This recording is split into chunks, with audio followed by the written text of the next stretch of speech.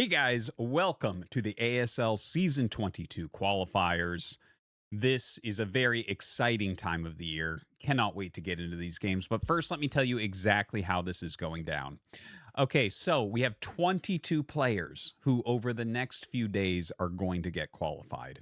Already, we have the seeds from last season: Soma, Light, Leta, and don't forget, Splash had a seed, but we did a wild card tournament because he's not going to be playing, and Snow won that tournament. That is also on the ArtosisCasts channel. You can check out the wild card match. We also have the two ASL season open winners. The first winner was Bisu. The second winner was Mini.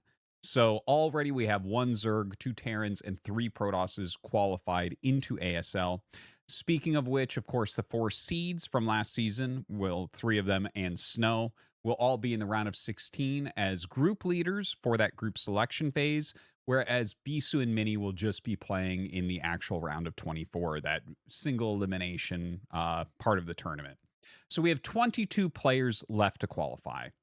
And these qualifiers are going to be broken into four parts. We're going to have, the day one, part one, day one, part two, day two, part one, day two, part two. So over the next few days, make sure that you're tuning in and you'll be able to see all of the games.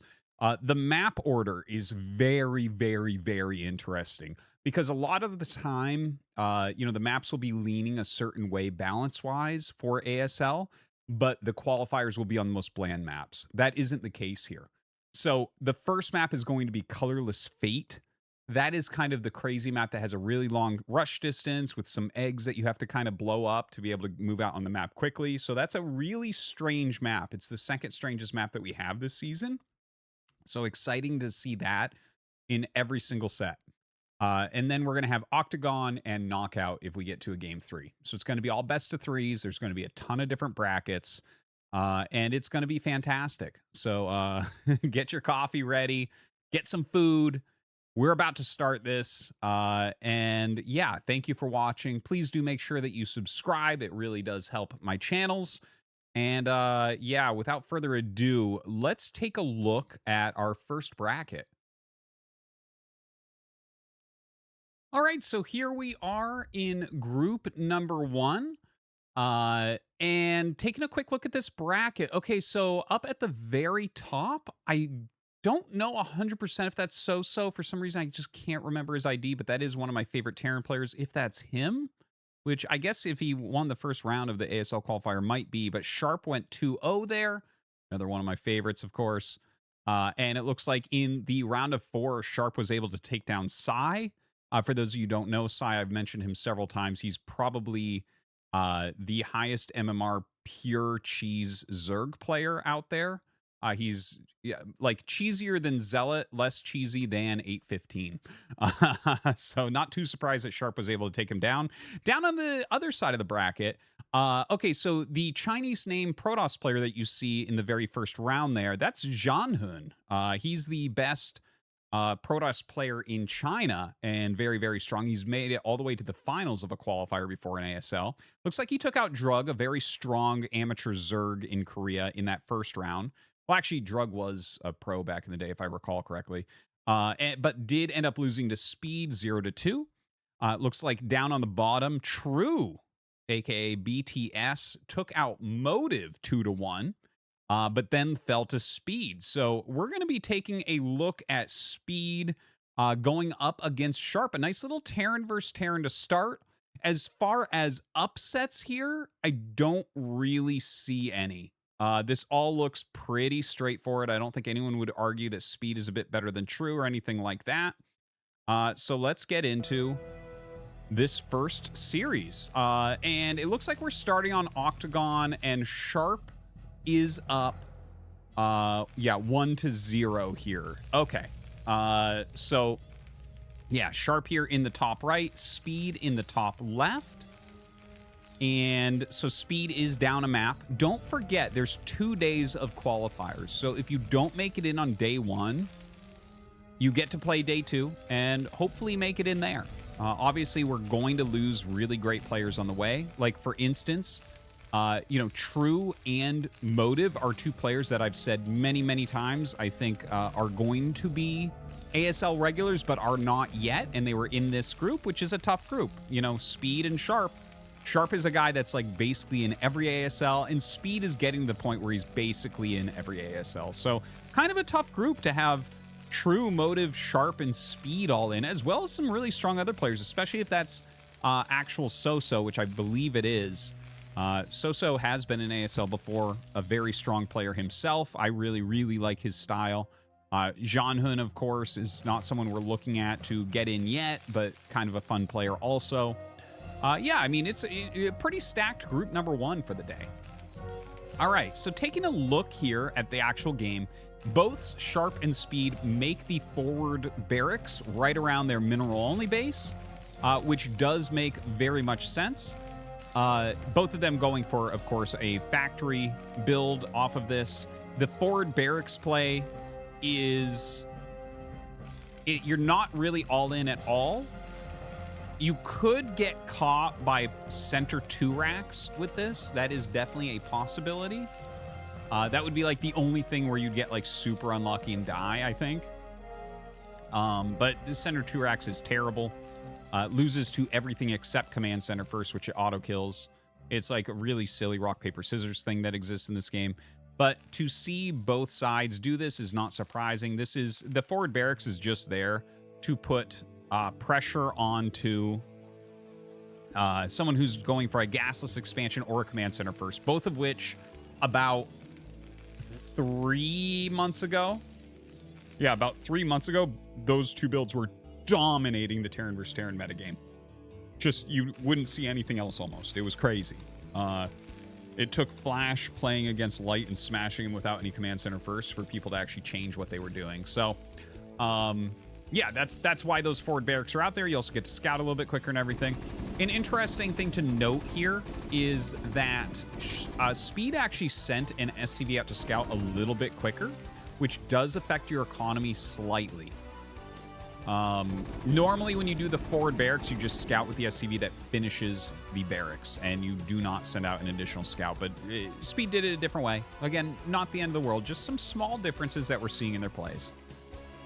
So both sides getting ready for their command center, of course. Generally, you will just make 2 Marines with this. And the next interesting part is, will we see anyone try to pressure? Sharp is not going to pressure. So you notice he cut the Vulture and an SCV there. Well, the SCV cut is very normal. The Vulture cut is like, you can do it if you want to get his command center up just a little bit quicker. So his command center is up probably about 10 seconds quicker, which is almost equal to an SCV. And he's already up an SCV here. And part of that is the fact that he didn't do the extra scout, right? So like you see all these very small things coming out from Sharp to maximize his economy. But that means there might be some openings here for Speed too with the quicker Vulture and the slightly slower command center. Maybe there's an opening where he gets to put on some pressure. But we're on Octagon where you have that big row of high ground. So it's like kind of hard to put on pressure early here, because if your opponent just sits on high ground with Vultures and Marines, like you pushing up there could actually really hurt you. And notice how Sharp actually spread those. We're really figuring out where the high ground tiles are. Of course, if you're really good, you can go to map editor and take a look, but that high ground where you think the high ground is not actually where it is. It's actually on there's like little diamonds that are in there that are high ground, and it looks like he's mostly hitting that. So Speed comes up and targets down one of the Marines, but he's going to take a lot of damage for this. That was so dangerous for him to do. And he, like, Sharp is going to, like, take real control of this game. I'm surprised he didn't actually just target down the Marines there. He could have targeted down the Marines and probably equalized with the Vultures, but he pulls the Vultures back and is playing that very carefully. Now, I see 2 factories for Speed, which means he's probably going Armory, and we see 3 factories for Sharp, so he's definitely going Vulture. So what we'll see from here, and by the way, this is a little bit opposite of how they normally play. Oh, there's the 3rd factory. Okay, never mind. Because Sharp is more likely to do a 2-factory opener than a 3-factory opener. He does not do 3-factory Vulture as much as other players. He's much more likely to do something kind of more catch-all and then just fight back through his great tactical awareness. And then we look at speed over here. He has really highly optimized builds. Yes, this is very much the way that speed plays this game. He's going 5 factory immediately. So speed is going 100% all in on vultures. Like, he's going to have... Look at the SCVs right now. 29 to 30, that's the last time you're going to see speed ahead unless he's crushing this game. Because he can't really make SCVs with this build. This is very, very, very all in. He's just going to pump out a ton of vultures and try to win. Now, seeing that siege tank come out for Sharp should make speed a little bit nervous, because that's an early siege tank. If you get some early siege tanks and you sit in a very defensive spot, then the vultures have a very hard time breaking you. But as they come across the map, this is actually turning into a good opportunity for speed. Now, speed simply has to win this battle coming up. It's going to be very close because these factories are just finishing, and speed doesn't have a tank. Speed should probably pull some SCVs here as well, as hilarious as that sounds. This is just more units for Shark. He's nailed his production here. Speed is right now producing more, but the tank is making all the difference in the world. Oh my god, you can see it's ridiculous. It's like it's actually sucking up shots, it's dealing damage, it's doing everything for him. And Speed's all in is getting completely caught by Sharp's pressure build here. A siege tank comes out, but look at the SCV count as well, 35 to 26. This is absolutely brutal. Even if Sharp loses his whole army, like, he's in such good shape. Look at this, he brought an SCV for repairing. GG is called, and Sharp advances to ASL. All right, guys, we're going into group number 5 now. Don't forget, the early morning groups, all of them start at the same time. So just whichever bracket goes up to the end, we'll be casting in that order. No need to wait. Now, this is a crazy bracket, and this is giving me chills looking at it. So starting at the top left, we have MC, the boss toss himself, 2-1 over Hammer. Hammer's an ex-Terran pro who... He's gotten to the finals of an ASL qualifier. You might remember a couple seasons ago, he lost to Scan in the finals of an ASL qualifier. He is a strong Terran player. He's been pretty active lately.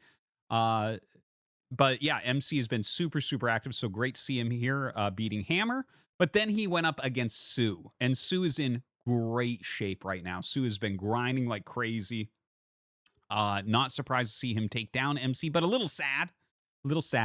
And then Sue played July. That is July Zerg, folks. July Zerg, the legend himself. One of the greatest players ever to play this game. If July Zerg ever makes it into ASL again, I'm going to lose my shit. It looks like July Zerg played a foreigner before that. I think that might be Sony, but I'm not sure.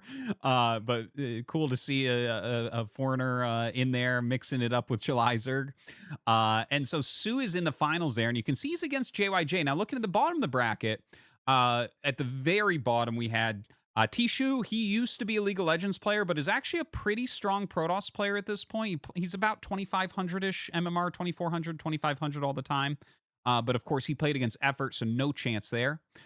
Meanwhile, above him, we had JYJ taking down a Barcode Zerg, and JYJ took down Effort, which isn't a huge surprise. I think JYJ is actually a pretty decent matchup against Effort. JYJ, I've said this many times, I think he's one of the best Terran vs. Zerg players in the world. He's kind of like a cross between like Royal and Light, leaning more towards Light. So that type of style is good against the aggressive style of Effort in general. So JYJ taking down Effort, in my opinion, is not a huge upset. But Effort, such a fantastic player. Hopefully he's able to get in tomorrow. Sue versus JYJ, though. This is an insanely good match. I definitely think JYJ is favored.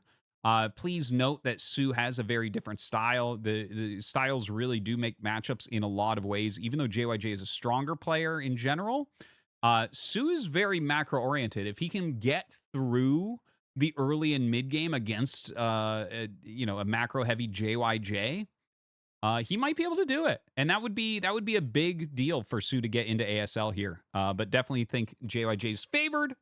So let's go ahead and get into it.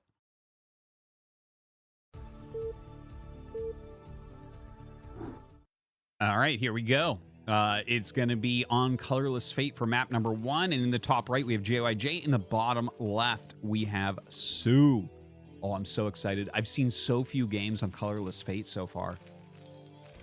You know, it's actually kind of funny. Like, for Colorless Fate and Odyssey, those are our 2 weird maps in ASL this season. Colorless Fate is less weird than Odyssey. Odyssey's, like, pretty far out there and is probably going to be a very heavily vetoed map, I would guess. But Colorless Fate it's weird. It's very weird. And part of the thing with this is you have these eggs that are blocking. So a worker scout takes forever. It's the longest scout distance for a worker that exists. But you can get small units through like this little area. So like rushes are still possible, even though it's really hard to scout. It's a big, long map. And like, see this? See those eggs? You can fit like a marine through there, but not an SCV. And if your opponent is scouting, that mineral patch is both to help with the wall and to allow a worker to glide through, so the end of the trip isn't as long. But you have to go way around that with your own scout SCV. So yeah, just something to note. I don't know how this map will end up looking. Most people seem to think it's going to be a Protoss favored map. I would definitely agree with that. Very hard to put pressure onto Protoss early here with Zerg. And then when you look at this type of layout, it's like, okay, well, this is shuttle / arbiter / carrier heaven against Terran. Yeah, it seems like it'll be a Protoss map, but as far as Terran versus Zerg goes, I could see this actually being a good map for Terran. Like, honestly, there's nothing about it that makes me think, oh, wow, you know, Zerg is going to crush Terran here. Which stands to reason, right? ASL's been won by Zerg players now for 3 years. So I think that definitely they're trying to mess with Zerg a little bit this season. That's a very normal thing in the history of StarCraft. I know a lot of people have been upset and be like, oh, why are you doing this? Blah, blah, blah. But literally, this has always been the way in StarCraft 1 in Korea.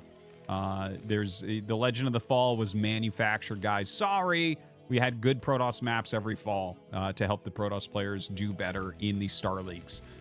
This is just a normal thing. This is what happens. You don't have balanced patches. It's like, yeah, the meta shifts a certain way, and you might need the maps to shift a certain way to try to maintain some sort of parity.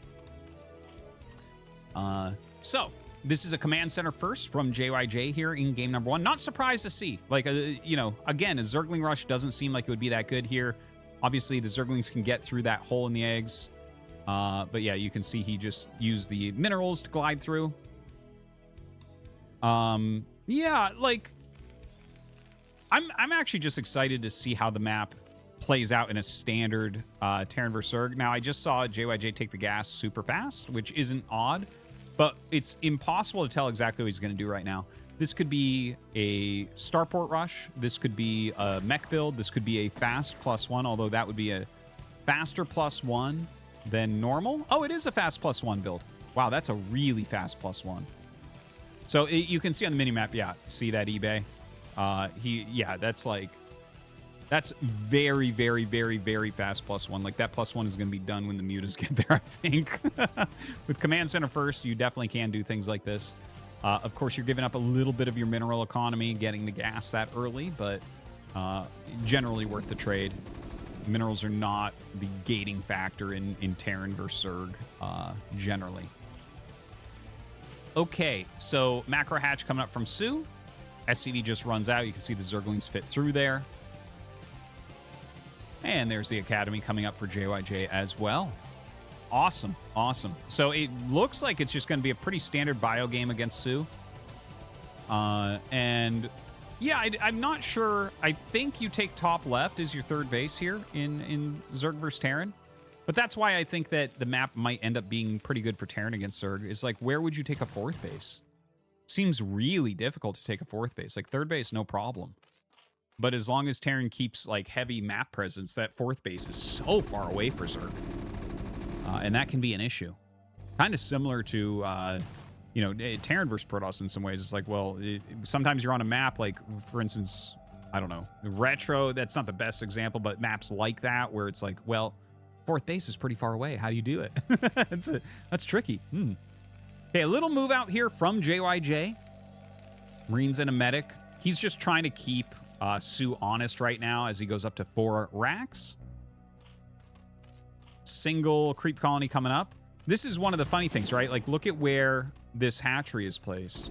Marines with range could actually go up and hit the hatchery, but I mean, in this case, it's too long of a travel distance. Mutas are too close to be able to go up there and kill the hatchery, but that might be something later on. You don't know. And the mutas now have been started, so the missile turrets are going to have to start up. And while we wait for those mutas, I want to thank you guys very much for tuning in. I hope you're enjoying the ASL qualifiers. Please do make sure that you follow and subscribe to my soup channel as well as ArtosisCasts. All the qualifiers will be on here. It's going to be released in 4 separate videos on ArtosisCasts, rather. Yeah, and I have new casts every single day. Never miss a day. Last time I missed a day, it was like because I had COVID like years ago. So do make sure you subscribe. Thank you for all the support there. Anyways, getting back into it. The muta's about to come over, but well-timed turrets come up for JYJ, so he's going to be completely fine. Those mutas will probably just poke in, get shot by a turret a couple times, and turn around. It's just like a honesty check, basically. Oh, he actually has 8. So yeah, he actually can fight here. My bad. So if you have 7 or more mutas, that's when you actually commit, is because you're one-shotting SCVs. So already killing a few SCVs, pretty nice. Pretty nice. Good opener. And he's going to take out this turret as well. Loses another Mutalisk, but I believe he has 7 here. Yeah, 7 still. So, I mean, it could have stayed. Look at JYJ literally not even move. He's like, no, I'm killing these eggs. That seems a little bit stubborn to me. And by the way, he has +1 already, like I was mentioning before. Right now, this looks better for Sue. Sue's flying back for some more harass. But the thing is, JYJ definitely can go across the map and mess things up a little bit. Now, this is just 2 turrets. He's added more Mutalisks. This is a full, well, not a full pack, but almost a full pack of 10 mutas. Ends up losing 1 there. This is a great repair from JYJ. This is actually getting a little bit painful. He should probably just target the SCVs. You can see, like, this did not go well for Sue. He was very close to breaking it. And sometimes when it looks like that, it takes like 3 swipes to break it, but he just barely did not. So that's a great hold by JYJ, but JYJ's forces are coming across the map, and Sue is out of position here. So JYJ can easily kill the top left, but can Sue get enough damage over here in JYJ's base? Oh, JYJ just turned towards the natural, so he's actually going for the kill instead of killing the third base. There's 3 Sunkens there. He has enough to kill the Sunkens. There are a few mutas here as well. Yeah, I think Sue is just barely off of what he needs to hold this. Has a few Lings coming out. No speed on those Zerglings, unfortunately. Oh my god, he just barely holds. Oh, Sue's gonna beat JYJ in this first game. Almost certainly. Almost certainly. That was close for a moment. I understand why JYJ did it. When Sue just kept going back in and getting more damage, JYJ recognized that, oh, killing the third base actually kind of gives the game to Sue. When you're taking that much SCV damage, it doesn't matter as much when Zerg loses that third hatch with no drones at it. It's like, yeah, but you're taking even more damage than them, right? Like, you have to tech, you have to make your Marines and Medics, you have to remake your SCVs, you have to remake missile turrets. So now Sue is in complete control of this game. He has a third base up. He's going to get the gas going at it. He saved his base. He didn't lose anything of importance. His Mutalisk count is fine. Sue is in a pretty dominating position here. You know, JYJ made some choices. Like, Sue dived in with his 8 mutas immediately. He actually did a great job, by the way, which I didn't really mention, but like, he had made 1 Sunken when JYJ moved across, but then he canceled the Sunken morph. The creep colony was done, but he canceled the Sunken morph to make sure he had more mutas for the initial hit. That's why it was thrown off guard a little bit. A lot of times when you do a push out, you prevent them from attacking with so many mutas on the first go by. But right now, these mutas are absolutely crushing face. It is crazy how much Sue is getting done. He's got a ton of SCVs. He's slowing JYJ immensely. JYJ's tech is very slow. This is a pretty dominating position. And you can see partially why we have so many tech openers right now. So many, you know, Flash was using a lot of mech, but right now the current metagame in Terran vs. Zerg involves a lot of like Valkyrie rushes and things like that. And this is part of the reason. You can see it's just so tough to deal with these great Mutalisks. Just great movement there by Sue. He's definitely microing very well. I think the more important part is he's strategically doing the right moves with the Mutalisks. They're going to the right areas at the right times. He has just enough to defend everything at all times, and he's getting consistent damage in.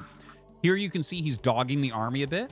He needs to slow this big push down because, you know, his Sunkens already took some damage. I don't think he made it. Yeah, he didn't make any more, which, yeah, why would he?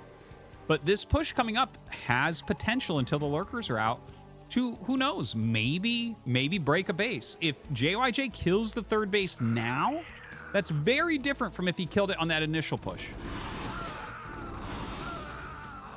Okay, catching some reinforcements. Again, great tactics from Sue here. JYJ coming back and targeting down 2 mutas very, very quickly. The Lurkers are just barely not ready. Okay, 1 Lurker just hatched. Really important moment here.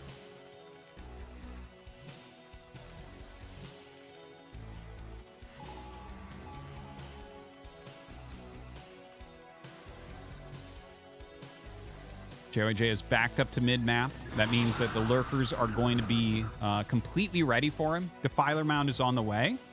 And I believe he only went 1 starport. Yeah. So this is a little bit of a problem. Okay? There's a few different things that can occur here. Now, JYJ, his factory was floating. He has 1 starport. Yeah. So this shows his desperation really, really well. If your first unit out of the starport with a bio opener is a dropship, this reeks of desperation, right? The dropship represents like high risk, high reward, right? You don't know what you're going to get done with it. Sometimes it just dies and doesn't unload, but sometimes it gets like way asymmetrical damage for its cost. So let's see what this is going to be for JYJ, but he's looking for heavy damage here. Okay, he's gotten a drone. Yeah, and this is getting cleared so fast, and the dropship will die. So he got like 1 drone. And now it's like, well, you could have had a vessel. You could have been hitting irradiates, right? And there's only 1 starport. So like incrementing these out is going to be very tough. Already JYJ is down 20 supply. This is not a particularly close game right now. I don't know how JYJ can possibly come back from this position. I think if Sue plays just a very solid, straightforward game, he's like 99% to win. It's just a very, very tough spot. But we'll see what JYJ is up to. Like, you never know. He might do something like just try to keep some pressure on up here and try some sort of tech switch. Maybe add some more starports. And so he has a couple vessels. Okay, he has added a 2nd starport. That's really important. That was probably building already when the dropship was building, because he does have 2 science vessels now. So he's going to get into the science vessels, and it does look like JYJ will likely just stay on bio. In my opinion, JYJ is the 3rd best Marine Medic science vessel player in the world. I would put Light and Flash as like a tied number 1, although Flash doesn't really do it anymore, so maybe I don't need to do that. But yeah, JYJ has legitimately been for a very long time one of the very best. He looks a lot like Light when he plays it. Heavy pressure, ridiculous macro, great decision making. So we'll see. The thing is, you don't want to be behind going into this. There is some comeback potential, but if the Zerg is very methodical with the Defiler play, it gets really hard. It's like, yeah, just block drops, hit plagues, you know? Grind them down. We already saw the Ultralisk Cavern's been started. Obviously, he's getting all the Defiler upgrades right now. Sue looking really strong. I do like the positioning in general on this map right now. One thing I would like to see from JYJ is more fire bats. I think that that's like a really important part of the meta right now, is making lots of fire bats at this stage of the game. Some decent irradiates go down, going to run away from these dark swarms. Of course, these are very curving paths, so it seems like the bio can probably slow Zerg pushes down pretty much. Now, triple dropship coming out. Again, a little bit of a risky play, but I don't see much defense in Sue's base. This is... Oh, he flew over some Zerglings there. If Sue, yeah, Sue recognized it. Look at how quickly he reacts to his main base. Scourge going in, Zerglings going in. You know, this is like... Is something we can definitely mention is a lot of top macro Zergs will just already have Scourge all around their base to prevent that type of drop. Su saw the dropship, so he's getting that ready now, but he wasn't ready before. So there was the possibility of this dropship play doing massive damage, but unfortunately, you know, he was scouted. Su has eyes all over the map. If you look at the mini-map, you can see red dots absolutely everywhere. Now, here come the 4 dropships. Oh, man. Yeah, I don't know if this is going to end up working out. Oh, my God. Gets 1 dropship. Oh, he's actually having a really hard time getting the second one. Does eventually get it, but some units get out. Darkstorm goes down. It looks like he lost all but 1 Firebat. That Firebat will fall as well. The drop, I mean, yeah, it's not enough. GG. Su wins game 1.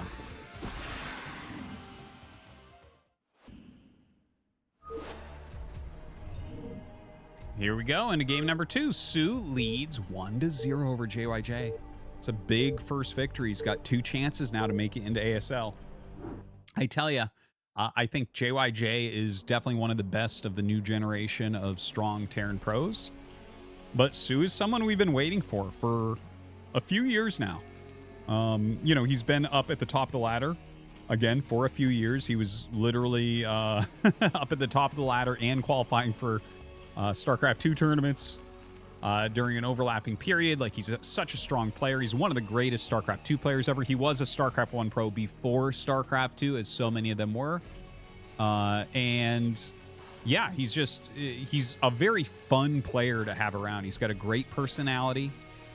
He's very strong. He's one of these guys that gets teased a little bit.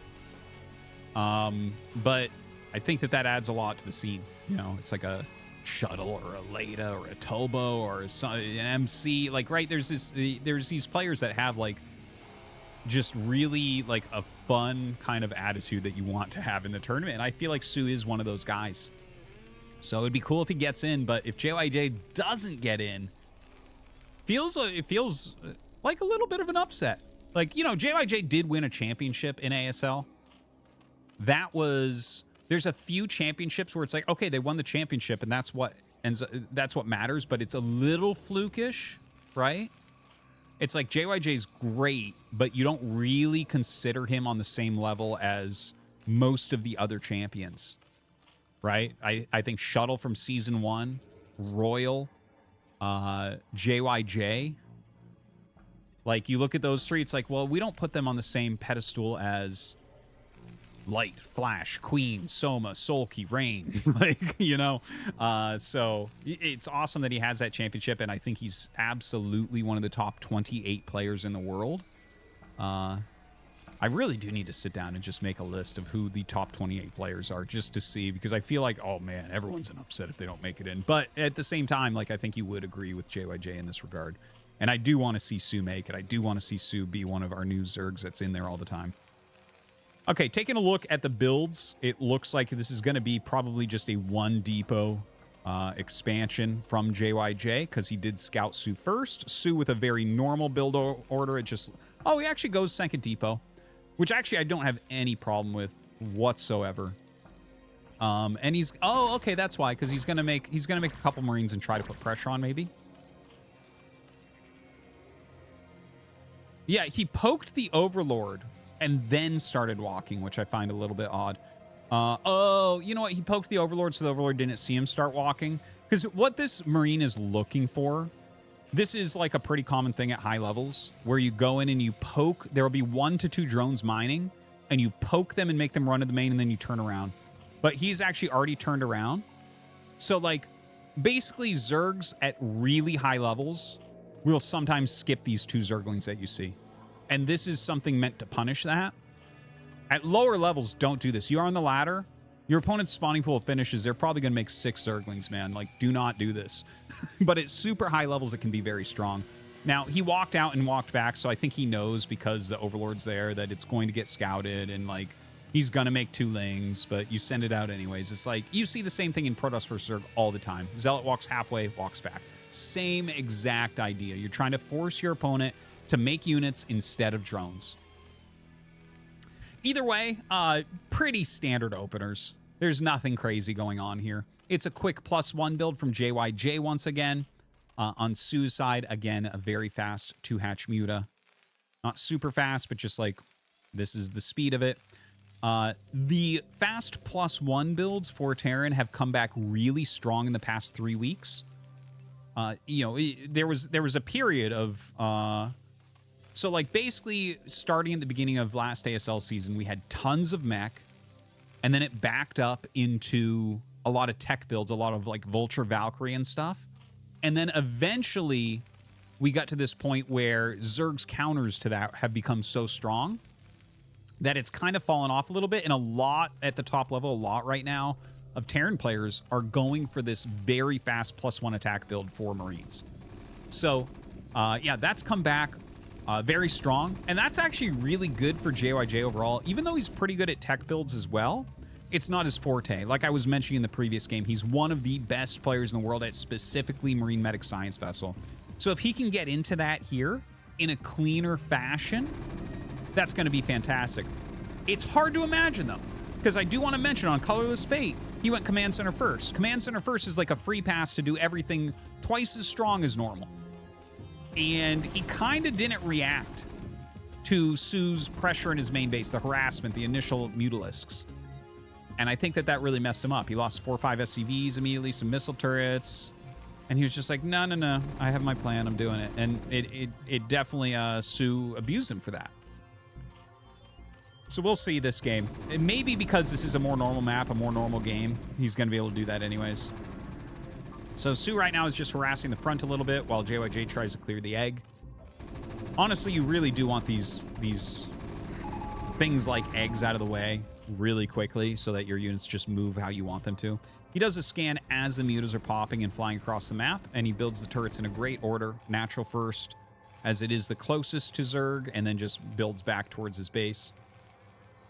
Sue, by the way, you've seen it on the minimap, but I haven't mentioned it yet. In the top left, he's taken that natural expansion. That's very, very important. If he is able to maintain that base, it makes taking a 4th base very easy, which gets Sue into that late game, which he's very good at, you know, really quickly. So we'll see how that goes for him. JYJ does a clean scan right on it. This Observer doing a great job catching everything. All right, the Mutalisks fly through. And they're going to get a little bit of damage here. 2, 3 SCVs down already. Going to get a few more.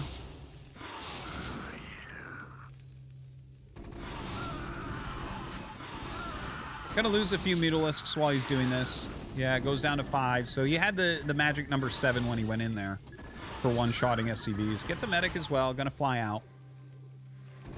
Lots more units are being rallied up. Another little blocker there being taken out. That Zerg Chrysalis or whatever. All right, the mutas just picking off what they can. Every meta kill is a big deal. JYJ is going to start pushing on the map. So generally what you want is like 5-ish medics and 20-ish Marines with +1 in range. That's right around where you start to hit like kind of a critical mass where it becomes hard for Zerg to kill that army. So taking a look here, he did lose 1 medic, but I see another one coming. So he was going to have 5, and that's right around 20 Marines. So it's just right around those numbers where it becomes very hard for Zerg. More units coming out. 5th medic as well. I think he needs to bring his army down and rejoin with that army he just made. If he gets that together, I think he can make a big move. But here's the thing, too. You've got to be a little bit careful.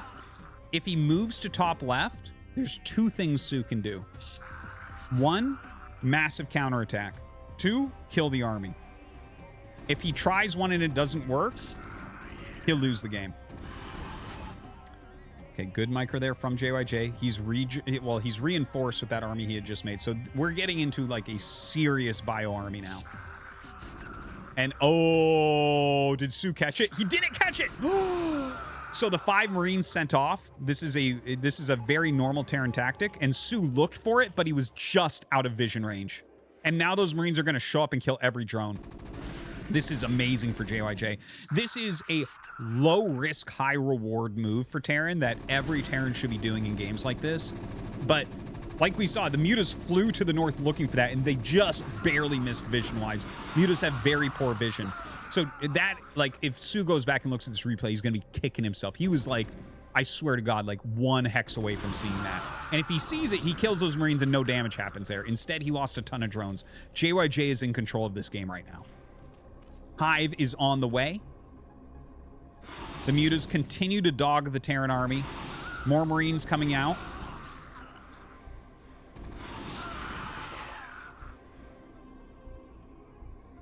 It's a tough situation for Sue. JYJ just continues to build this force. Great job, though. Sue is finding every moment where Marines are out of position. You want to see that formation we just saw from JYJ, very, very strong. What you want is a flat line of Marines against the Mutas so that they are all firing as the Mutas come in. Any stragglers out in front is when you'll see Sue turn and try to get the hits. Oh, man, that is a lot of Marines coming up. The Mutas have taken great losses, but he's reduced the size of the Marine medic ball as well. No lurkers up at this base, so this is a problem. He needs to continue to fight here. He's got exactly 11 Mutas left over. I don't see any other units coming. There's probably some making up here. Oh, God, even +1 armor now for JYJ. Okay, a couple Hydras are popping, but that's going to be too little too late. Starts the lurker eggs. He needs to remove this army, and he doesn't have more units coming, but JYJ does. Ooh! Picks a medic there? Hey, now, hold on. Oh, I'm getting chills. Sue is doing a great job reducing this Marine medics set of units. Now, if he needs to dive in at the same time the lurkers hatch to try to take hits so the lurkers can burrow. So there he goes. He dives in, but JYJ's way too fast. Scans and kills those off. Uh-oh. Uh-oh. GG is called. JYJ wins game 2.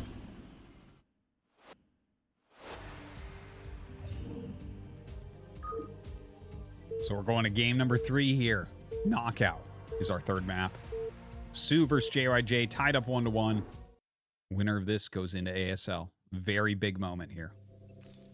This is the closest Sue has been, I believe. Yeah, thinking back, I believe that's the case. Of course, JYJ is in almost every single season. Very close to it. So even if he were to fall here today, I think he's definitely a favorite to get in tomorrow. Sue, on the other hand, you don't know. So some very interesting games. Both of them having kind of similar ideas from JYJ, but actually winning that second game where he didn't have the command center first, but maybe taking the Mutalist harassment a little bit more seriously. Sue really was focusing so heavily on Mutalisk and Zergling production. That was the type of game, like he was trying to play basically like Sulky, if I could be so bold, right? He was trying to say heavier on Mutas for a little bit, and then, well, not exactly either, because Sulky would... The thing is about Sulky is he's so good against that type of play. That's like how Sulky became like a 4-time champion, is in a game that looks exactly like that, he'll make enough Lings and Mutas and just crush the bio ball. And Sue was trying to do it with only Mutas, is the problem. You need to actually spend a lot of larva on Zerglings as well, and you have to kill the whole bio ball. You can't let them hit the critical masses like that, especially at the end there where JYJ also had +1 armor. That's like 1-1 against, you know, maybe +1 Mutalisk attack. It's no contest. All right, so looking here at game number 3, hatch first from Sue. JYJ going for, you know, just looks like a walled expansion most likely, sending an SCV to the bottom left, which is pretty normal as the first scout. So it looks like it's going to be a normal game. Nothing out of the ordinary so far.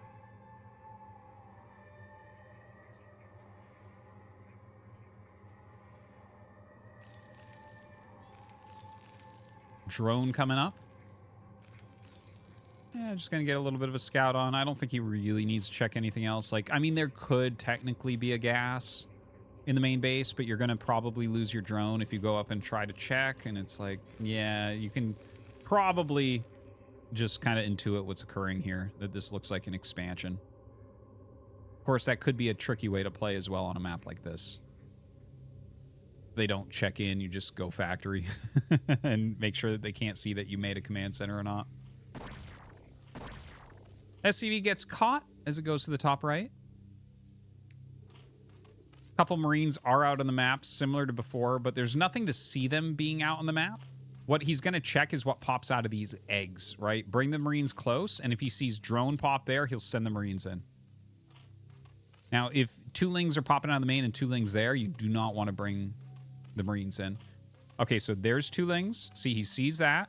Notice his Marines haven't moved in, and he comes down, and there were 2 Lings that popped out here that Sue tried to run away. But the thing is, we're getting up to the count. Like, if he gets the first hit here, this is easy, right? There you go. That's huge. That Ling is almost dead. Oh, 2 more Lings. Very fortuitous.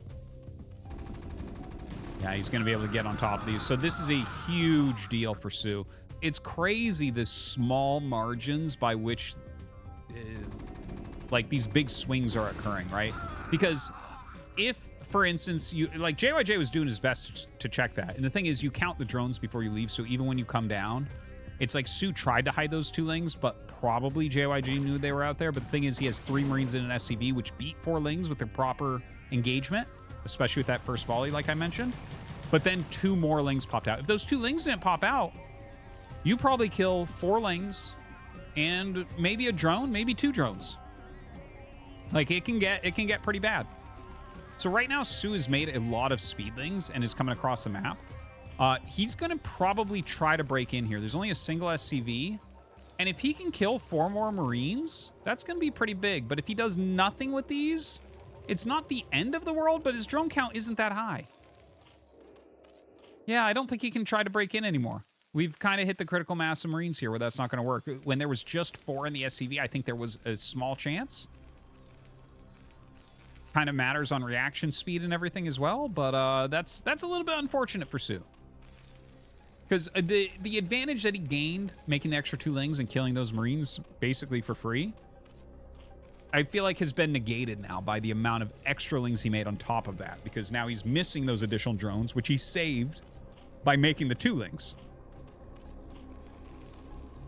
So right now, Medic's coming out to go with JYJ's Marines. He's going to have to try to hit this turret timing just right, which isn't hard. Like, you just kind of get these timings down, right? If it's a normal timed layer, if you start by 5:35 on your turrets, you're good. And you can see here, he's starting just before that, which makes sense. It takes a few seconds to get all your turrets to start, and you don't know where, with the flat of your main and natural pointing towards the Zerg base, you don't know where the mutas are going to go first. Whereas if he was bottom right, you know that they go to the natural first. It takes too long to go anywhere else. So anyways, getting those turrets up. Mutas coming across.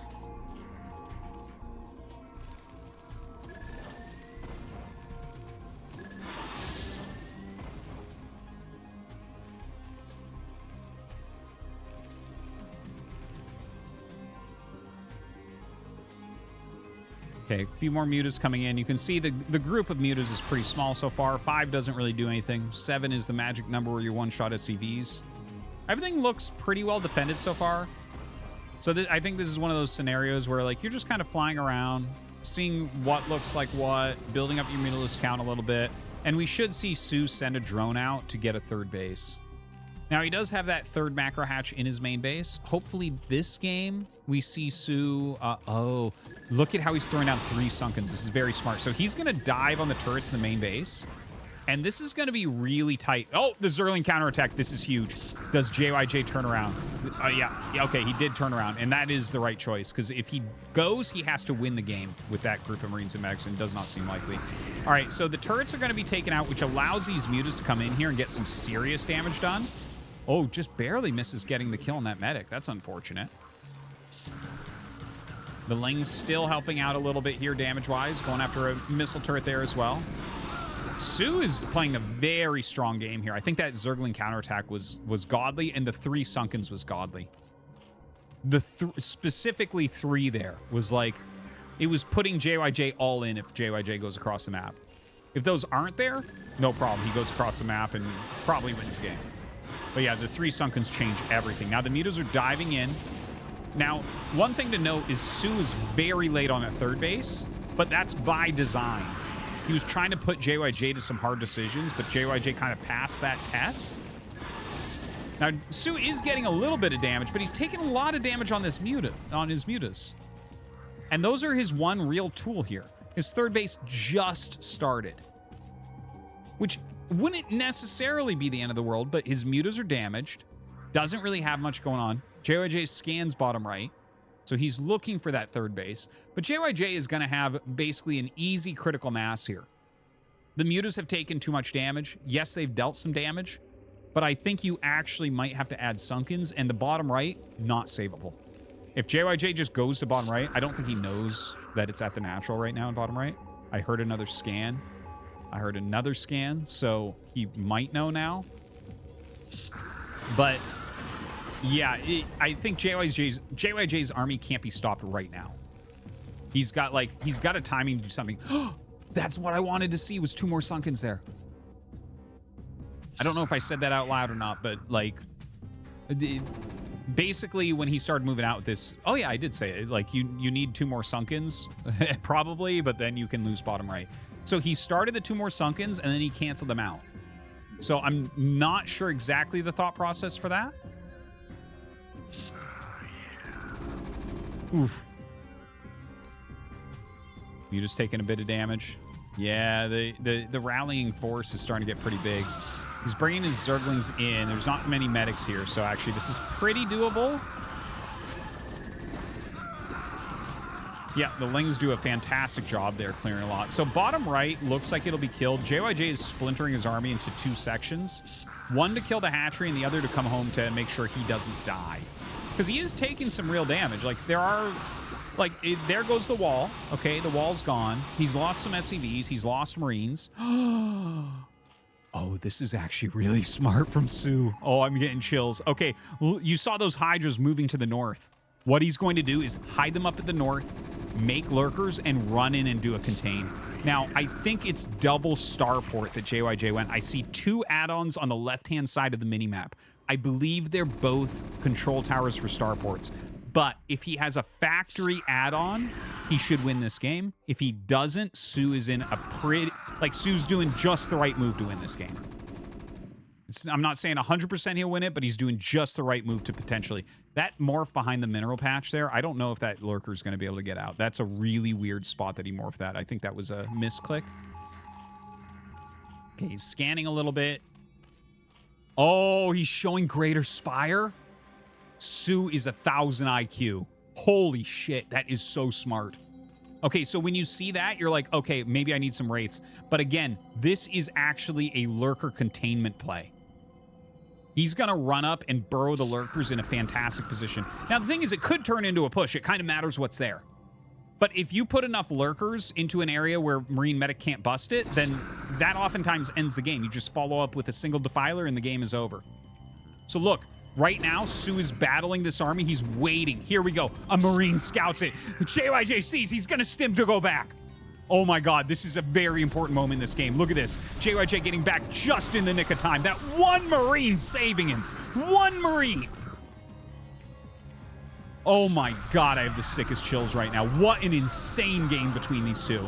The Marines are getting knocked down a little bit by the Lings, but it's not quite enough. And the lurker count is only 4 now. Oh, man.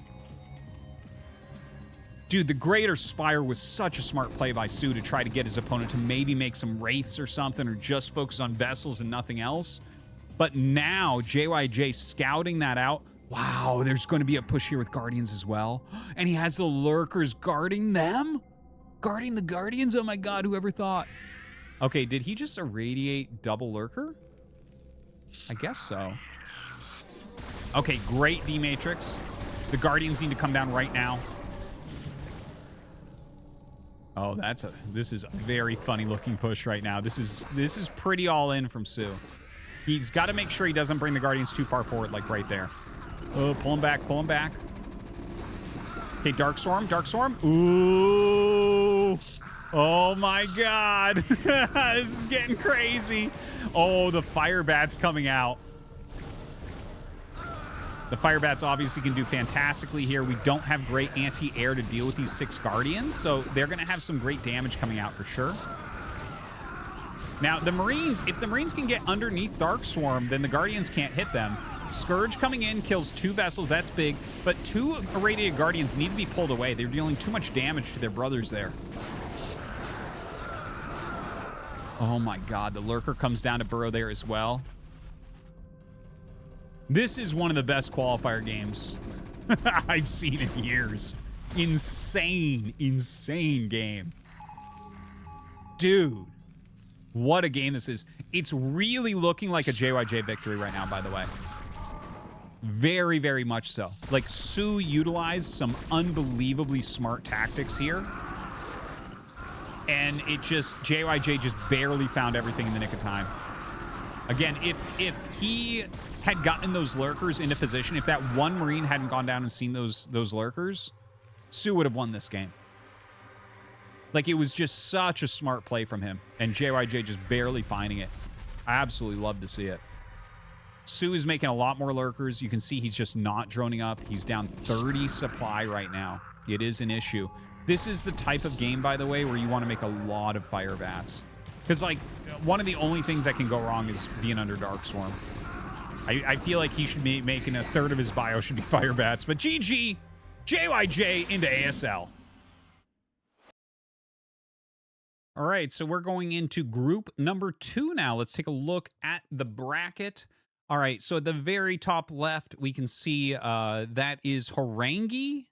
I'm 99% sure that's Harangi, the Protoss player. And he was going up against this Chengdu guy. He's a strong Protoss player from China. He's had really high MMR for a few years now, but I don't really know that much about him. I mean, I've played him a bunch of times, but yeah, just a strong Protoss from China that it looks like he's trying his luck here in ASL. No luck against Harangi, though. Harangi lost to Barracks in the next round, and Barracks ended up beating Haya. Haya having taken out Invade. Oh my god, I almost forgot about Invade completely. I feel like a few years ago I was casting Invade all the time, but I've not seen one of his games in at least a year. So, I mean, it's good to see he's playing still or again. I'm not really sure where he disappeared to, but yeah, Invade being taken out there. He's a Protoss player, by the way. So, yeah, Haya, I mean, that's pretty reasonable, but losing to Barracks, no big deal. So Barracks is going to be going up against Gamo. Let's look at Gamo's side of the bracket. Looks like Jaedong is who Gamo ended up taking out to get there, which is a pretty surprising thing, I think, to most people. But don't forget, Zerg vs. Zerg is the most volatile matchup that there is. And also, like, Jaedong is excellent at Zerg vs. Zerg. Jaedong's in excellent shape. I think Jaedong will get in tomorrow. I'm not too worried about him. That is a little bit of a surprise, but Gamo is one of the most underrated players in the whole world. There's a few Zerg players that are unbelievably underrated. Killer, Saxry, and Gamo. And I've been saying this for so many years. Those 3 are legitimate guys that can get round of 16 in ASL. Like, no problem. Like, oh, he's round of 16? Yes, I'm not surprised. Gamo is someone who has qualified for ASL a ton of times and oftentimes in the hardest qualifiers. So him taking down Jaedong, it is surprising, but Gamo's a great player. And it looks like Gamo the round before took out Promise, who is one of the strongest up-and-coming Protoss players. Okay, so that's your bracket. As far as Barracks versus Gamo goes, I would say Barracks is a little bit favored, but again, don't sleep on Gamo. So let's get into it. It looks like we're on map 3. Okay, so we're on knockout, guys. And that means it's tied up 1-1. So as I said, don't sleep on Gamo.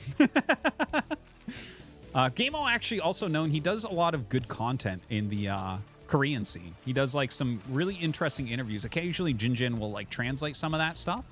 I would suggest checking out Jinjin's stuff on YouTube. He used to go by Jinjin 5000. I think it's Jinjin BW now on YouTube. Anyways, I would definitely check him out. He's like a pillar of the English-speaking scene for watching ASL stuff. So, yeah, Barracks against Gamo, game number 3. Barracks, don't forget, he had that seed recently, and Didn't really deliver. You know, he had such a strong season, but that was him kind of overplaying and having better strats than normal. He's actually a player that's kind of like, I like Barracks. He's fast. He's fun to watch. I like his style in general, but like generally it's other players playing through him kind of. He doesn't really come up with his own stuff. It's like he's given builds, like he's good friends with Flash. So a lot of his great results will be that. I remember we've had seasons where he'll do a build. I'm like, that's one of the coolest builds I've ever seen. That looks like a Flash build. And then it's like he says in the interview, like, thank you, Flash, for the build. It's like, yeah, okay. And stuff like that happens very oftentimes with him. But either way, I think just his base play is strong enough to beat Gameo. Gameo is like, how do I describe Gameo? For his style, he kind of just a little tiny bit, his macro play reminds me of macro Shine, if that makes sense. So Shine is generally known for kind of cheesy, interesting, different strategies. That's not Gameo exactly, but like when Shine macros, it'll be like a heavy macro. And that's what I feel like when I see Gameo play. It's like, Gameo, I actually haven't seen any of his ZVTs in a while. But like, Hydra Lurker Defiler looks like a comp he would like. Right? Like he would go for a comp like that, I think. So we'll see what he ends up doing here. Obviously, it's a single game. It's hard to say exactly how this one will go. A gas steal there from Barracks. Not a bad play against Zerg. You're going to force him into 3-hatch play, which slowing down the mutas at all, I think, is a pretty worthwhile endeavor. But you have to do a build that's going to be reasonable against that. And of course, you're slowing down your own command center here also. Right? You had to spend that 100 minerals on the refinery. So that does slow your command center, but it slows their mutas. So it's like, yeah, a reasonable idea that Barracks is moving forward with here. So there's that third hatchery. He's going to have to cancel this gas out now. Might even need a bunker. We'll see. I don't know if he'll make a bunker. He might just use a depot instead, like a well-placed depot to try to block everything. But yeah, like you do have to be a little bit careful about that, right? Your opponent makes like 6 lings or whatever. You can easily lose until you have 5 Marines. But it doesn't look like Gameo's committing across the map. Notice how he had 4 Zerglings chasing this SCV and then 3 broke off. He's trying to get a reaction out of Barracks, but he just turned the 3-lings around. And Barracks isn't really reacting. The only thing we see Barracks doing is he's consistently making SCVs. So that means he has to go into like a 3rd depot, most likely. Wait, he's sitting at 26-26 a long time. So he actually skipped the 3rd depot. And he's waiting for the command center to finish. That's funny. Some players do that. Light does that sometimes too. But like, so basically, adding depots or waiting for your expansion to give you supply, the difference between those two is like night and day, and it makes the builds very, very different how they function from each other. Anyways, he misses out on like an SCV there, but it's not the end of the world. It's just like it's enough that I feel like I should say it out loud. That's about it. Okay, a little group of Marines out here against a little group of Zerglings. You can see he's making that depot to kind of lessen the surface area. He brings an SCV up as well, just in case. He doesn't know if more lings might possibly be popping out and coming up here as well. He doesn't want speed to finish and a great engagement to occur, but he does have a scouting SCV down here. So Barracks going to see, okay, there's a creep colony on the way. Okay, it's mostly droning. And he pulls that SCV back as he recognizes that the drone count is growing, and thus there aren't more lings on the map than what he's already seen. Spire gets started here from Gameo. I'm actually really interested. It was a fast engineering bay here for Barracks. Barracks is going up to 4 racks right now. And I wonder if he'll go 5th racks, because technically you can go 5 Barracks very easily against a 3 hatchery opener. And they have the extra hatchery, so they have extra larvae, so they can make extra units, so it kind of makes sense. But when you go 5 Barracks, yeah, and he adds a 5th Barracks. But I was going to say, when you go 5 Barracks, it can be difficult to get into your factory at a reasonable time. So I don't know how he's going to go about that. Like sometimes you'll see the 5 barracks player just stop making Marines for a moment and get into the barracks, but or the factory, but it's more difficult because you want to be producing nonstop here. And just for reference, a normally timed factory would happen in the next 45 seconds. So I'll keep an eye on that. On the mini map, we'll just see a square pop up or we won't. But 5 barracks production here with +1. Range is on the way. A few missile turrets are up. Barracks is going to try to just bowl over Gameo. Now, Gameo hasn't made a 3rd base. Gameo does have 3 hatches. He has a very good drone count.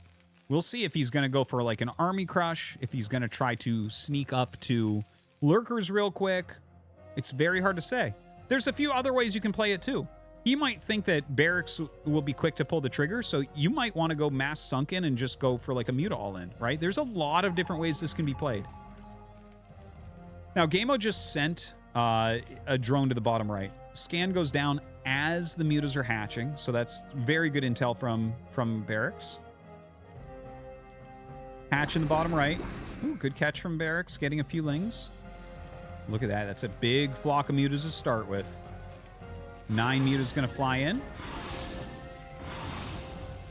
Getting some damage on this depot. Barracks turning around with his Bioforce. Okay, gets him on the bridge. The bridge is a great place to pick off Marines since they can't really be in a straight line. They go kind of single file. The Marine finds the hatchery in the bottom right. So that's a very good find. Queen's Nest on the way.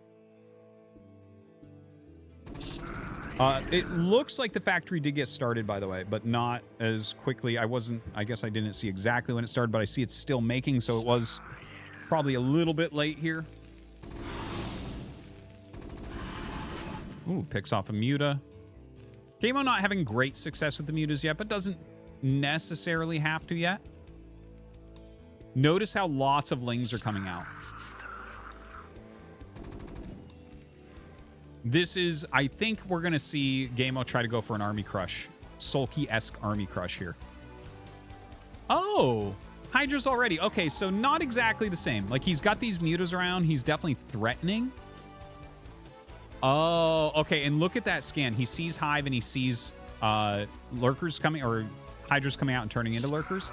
So this is the last moment for a timing push from Barracks. Like, he has to go right now if he wants the opportunity to win the game before lurkers. So his Bioforce is coming down. Now, this is where the Lings come back. This is Gameo buying himself time. He's going to show the Lings going by for a counterattack. But Barracks is just going to go for it. Uh-oh. Gameo's in trouble. Gameo wanted him to turn around here. I promise you. And it didn't happen. And he didn't get the attack off. The attack moved, but it wasn't far enough in. 3 Sunkens is not going to... Oh, he has a lurker there. I did not see that lurker. It's only a single lurker, though. But the mutas are actually doing a great job. Holy crap, the lurker. That lurker stays alive a lot longer than anticipated. And he's going to actually break this Bioforce. And the remaining Lings come back and clean up. Damn, dude! I actually thought Gameo had dropped the ball there. But the single lurker, superb Mutalist control. Like, the counterattack idea was very, very good. Oh, man, 2 kills on it. Marine. But the counterattack idea was very, very good, where he was trying to get Barracks to turn around. And if Barracks turns around there, the lurkers are all set and you're fine. But he still was able to defend. The counterattack on the Lings did not go as anticipated, which is unfortunate for Gameo. If he had attack moved a little bit further in, he actually would have gotten decent damage there. Now, let's try to take a look at the actual game state. So right now, 43 workers to 36. But Gameo has more supply. He doesn't have any real drones in bottom right. He's just now getting drones there. Nidus. Okay, Defiler Mound is finishing. Double Starport. Going up to 7 Barracks. So Barracks here is going to go like pretty much all in pressure. All in isn't the right word exactly, but like Barracks is not even thinking about expanding is what I'm trying to relate here. What he's doing has to get damage. He has to put heavy pressure on. It is incredibly important. And he actually sent an SCV to that 3rd base. which is funny because he just finished 7 Raxes, so he shouldn't have a single mineral left in the bank. The thing is, you can do whatever you want in StarCraft, right? Like, you can add that production and then be like, oh, crap, I need a third, and then, like, not produce for a moment, skip around to Marines, and just make a command center. Like, that is absolutely doable. The thing is, generally, when you see something like this, like them add all those racks, you won't see them add the command center. You'll see, like, okay, we need every Marine. That's why I kind of call it, like, kind of all-in-ish, right? Where it's like, yeah, there's not much of a room for transition here. Like, you just have to get in there and get the damage. But he does have an SCV waiting there. Now, Gameo has a big group of Lings in top right. He has a good group of Lurkers on top of the ramp in the bottom right. He has 3 gases going. Defilers are researching. Little counterattack with those Lings. He's going to find the SCV that was at the 3rd. It still hadn't started the command center. Lings and Mutas coming back out. Irradiates have been spent on the Mutas for the most part, but there's still a fair amount of Mutalisks in there. Sometimes if you massacre the Mutas real quick, you can switch into Dropship. Well, that's what he's doing. This makes sense, actually, because he has the Mutas on the right side of the map, and he's just flying down the left side as quick as he can here. Oh, man. That was actually a great turnaround. He actually did a damn good job there. And this is good damage. Wow, he gets the Nidus. That's a big deal. Now, Darkstorm comes down, so it will get cleaned. But that was not bad. That did a really reasonable job. There's not really a whole lot else to do there. He might try to break in. But a single Darkstorm could ruin it. Okay. I thought he might try to flank on that Lurker, like let that back group of Marines eat a shot so the front group could break it or something. But anyways, some more dropships have been made. 1 got out, 2 more were made. So he's sitting here only on 2 vessels. I'm not surprised what I'm seeing. Like, the 7 barracks play into, like, with just 2 vessels. The 2 vessels signal a longer game, and then you go into heavy dropship to try to get the damage that you need to gain an edge.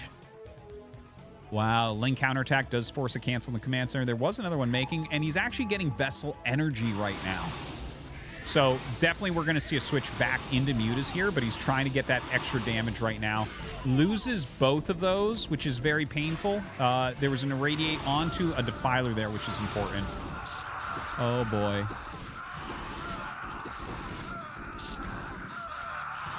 A few years ago, 4 dropship play was crushing Zerg for a bit. And then they got really good, and every drop looked like that, and the 4 dropship play went away. Now, Terran nowadays is having trouble with bio again, so we're seeing a lot of people attempt this, but you can see where it's like, yeah, that didn't pay off. That did not pay off. Gameo is up in supply right now. 104, 118. That's not good. That is not good at all. Now, Barracks gets another drop off. If you can get the Nidus, that's a pretty big deal. Just not enough. Not enough. A lot of Firebats mixed in, which I love to see. Firebat meta for the win. You got to find some way to break these Dark Swarms. All right, irradiates 1 Lurker and the Defiler there. The Firebats, if there's only 2 Lurkers left in a moment, the Firebats could do it. Oh, he actually loads up again. Damn, he's really making use of these dropships over and over. Scans and recognizes that's not going to work. Ultraless Cavern is up, so that actually makes the drops much weaker. Ultras are like one of the ultimate anti-drop tools that Zerg has. You just attack, move them, and they clear everything super easy. Now, the Firebat's actually doing a fantastic job against these Lings.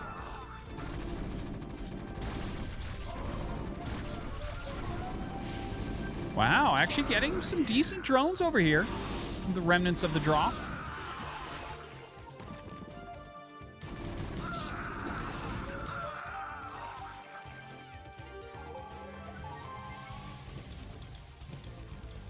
Does have that additional engineering bay, has floated a command center or built a command center up at 12 o'clock.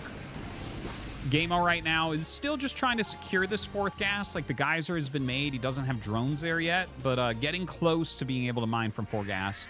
4 gas is really a break point against bio, where you can go ultras and defilers at the same time, which require completely different counters. Against defilers, you want lots of small groups spread out. Against ultras, you need big groups clumped up.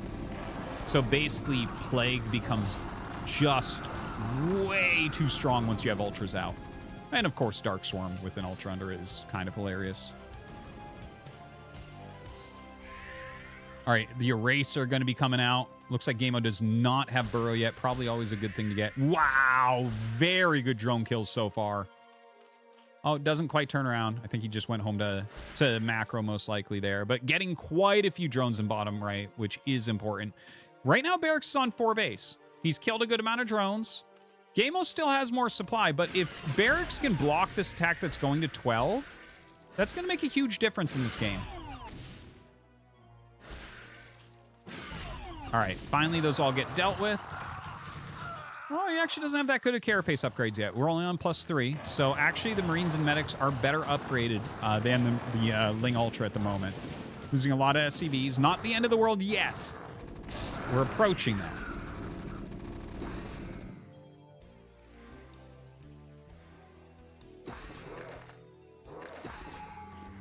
All right, even the energy upgrade has been researched for the Defiler now.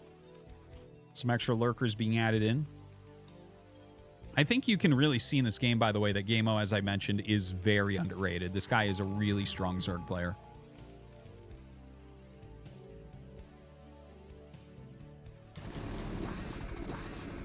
All right, the vessel's coming down. Of course, he got vessel energy a while ago as well.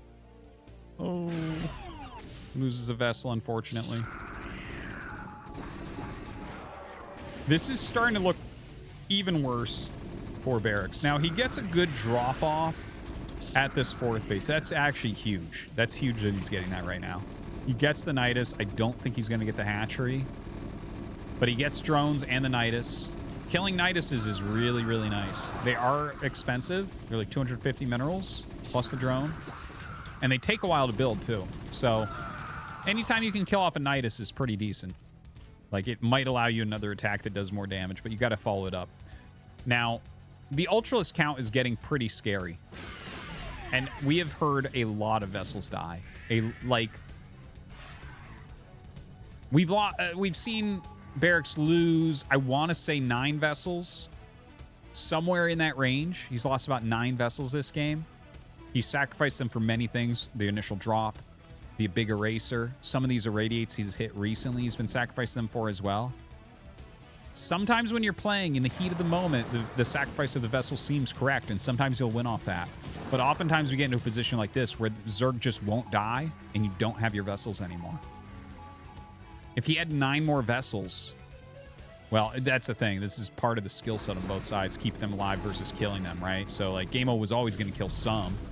Ooh, good Plague. But, yeah, like, having more vessels here would certainly be helpful. You can see now just the dual spells. Like, you can't hurt me and you're at 1 health. Very tough to deal with. Gameo is finishing this game out. Barracks is dead. And that is... I think a lot of people will call that an upset. And I guess it's fair because Barracks has been doing well lately. But Gameo is legit, guys. Like I said, Killer, Saxtree, Gameo. Even if all 3 of them got in, I wouldn't be that surprised. Really. Those guys are legit such good Zergs that are just overlooked. GG is called, and Gameo advances to ASL. All right, we're going into group number 3. And this group looks pretty damn stacked. Okay, starting at the very top of the bracket, we have Calm. You know, great Zerg player. He hasn't really developed into what he was in Kespa days. He did have an MSL victory back then. In ASL, he's kind of failed, but he's really, really smart. He's one of the guys that gets thanked a lot when other players have deep runs because he's very intelligent about how to design strategies and everything. So always a fun player to watch. He took down Cop, K-O-P, Cop, the Terran player, who's been doing very well recently. In a lot of the lower leagues, Cop has been performing. He's the slowest. This is a funny way to put it, but he's like the slowest of the strong amateur Terrans, which is a weird thing to say about someone, but I guess there's something to that. Okay, so that's what happened there. And then right below them, we're just going to go straight down this line. The second match there, That's Beal, that Terran player that lost the first match 1-2 against Saxry. I was already talking about Saxry, how he's one of the most underrated Zergs in the world. And taking out Beal is pretty strong. Beal's been in good shape lately. For those of you who don't recall, Beal has been in a couple ASLs. He was the first ACS winner that we had. He's a strong Terran. Very fun playstyle. Below that, we had Paralyze take out Scene. No big surprise there. Paralyze, I have been selling the Paralyze hype to anyone who will listen to me. He is a fantastic up-and-coming Protoss. Maybe the best up-and-coming Protoss in my personal opinion. And then below that, that's Jeter, that Terran player. And Shuttle was able to take out Jeter. Jeter is really, really fast, a very strong player. I kind of feel like he's a little bit better Terran versus Zerg than the other matchups, but definitely someone to watch out for in the future. He's continuing to grind and get better. So looking at the round of 4, Calm took out Saxry 2-1. Not a big surprise there. That's a pretty even matchup in its CVZ. And then down below that, Paralyzed did end up losing 1-2 against Shuttle. The last time Paralyzed got into ASL, which was 2 seasons ago, because he didn't try last season, he ended up beating Bisu 2-1 to get in. So Shuttle taking down Paralyzed, pretty strong there. So our final match that we're going to be watching is going to be Calm going up against Shuttle. That's a pretty stacked bracket, though. Saxry, Paralyzed, both really strong players as well. So, and some of the greatest up-and-comers as well. Okay, so we're jumping in kind of mid-game here. Not exactly sure why, but we're up 1-0 for Calm at the moment. We're on Octagon, map 2. So yeah, Calm leads. If he's able to take this down, then you know, Shuttle has to play again tomorrow. I almost like Shuttle is such a funny guy. I love seeing what he says after he wins or loses any match. Like, and basically anytime he has anything to say, he's so funny. Definitely one of the more popular streamers. Actually, Calm is a very popular streamer as well.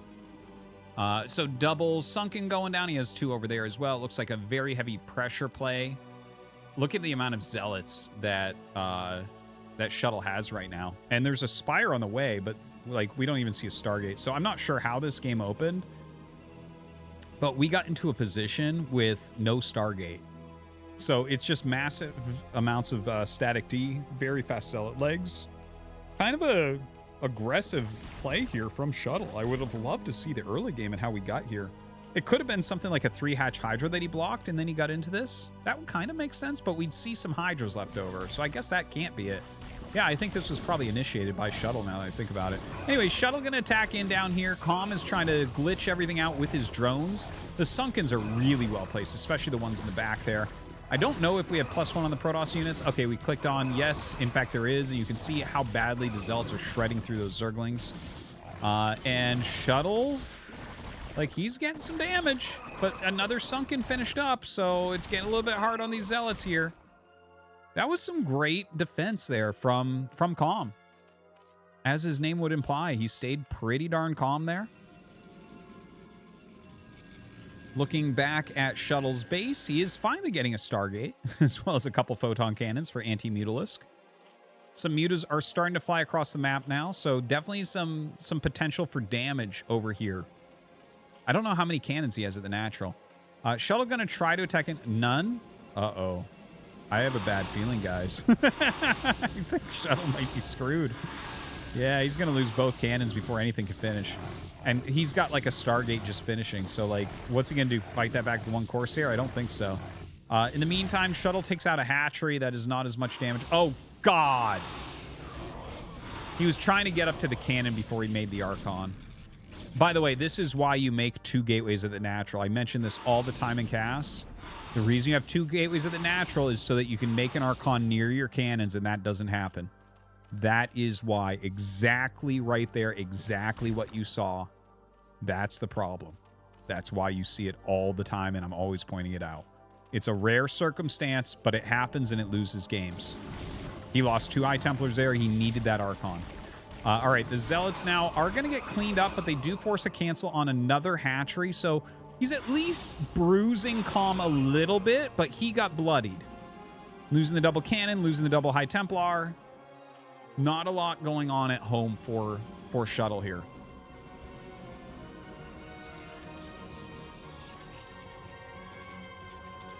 Yeah, this looks so good for Calm right now. Double macro hatch at the third base. All right, gonna start flying in with these mutas. 3 cannons in main. Single Corsair. Ah, 3 more coming up, plus Dragoons. Yeah, no, he should be able to hold this, no problem. No problem. Really good for Shuttle there. That was an important moment. I think he needed that. Didn't really take too much damage. I'm sure a couple probes died from Mutalist Glaives or whatever. But at the end of the day, he, like, his cannons held it long enough that his Corsairs and Goons could come in and clear it out.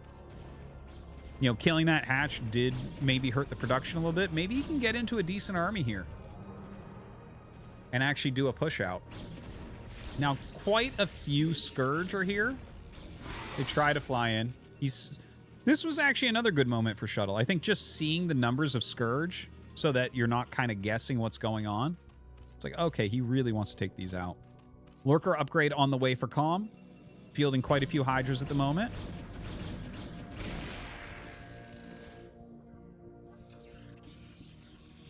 All right, third Nexus gets started. Oh, that's interesting as well. This is a really interesting game between these two. I didn't expect that. Because, like, right now, he's not really at full gateway count. But we're in this weird middle ground where, like, the production for Calm isn't even that good. Like, you know, Shuttle killed off a hatchery and then prevented additional hatcheries. Yeah, he's only got 6 gates. Well, no, I guess he has 7 because of the natural. So he's almost at full production. But yeah, that's kind of a quick third base. Oh, that Storm wasn't too bad for losing a High Templar, I guess. Dude. It could be scary if a lot of Hydras come over based on the amount of Storms that were just gotten rid of there. But you know what? Like, I like where Shuttle is trying to go right now. Like, he's kind of forced into heavy gateway units. He has that third base going up. I like the extra gate. I would actually like to see another gate or even 2 gates.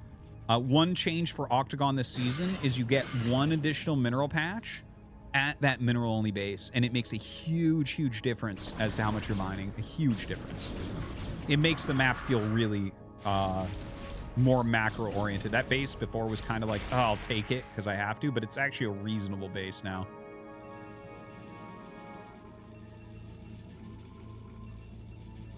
All right, so mining from that third.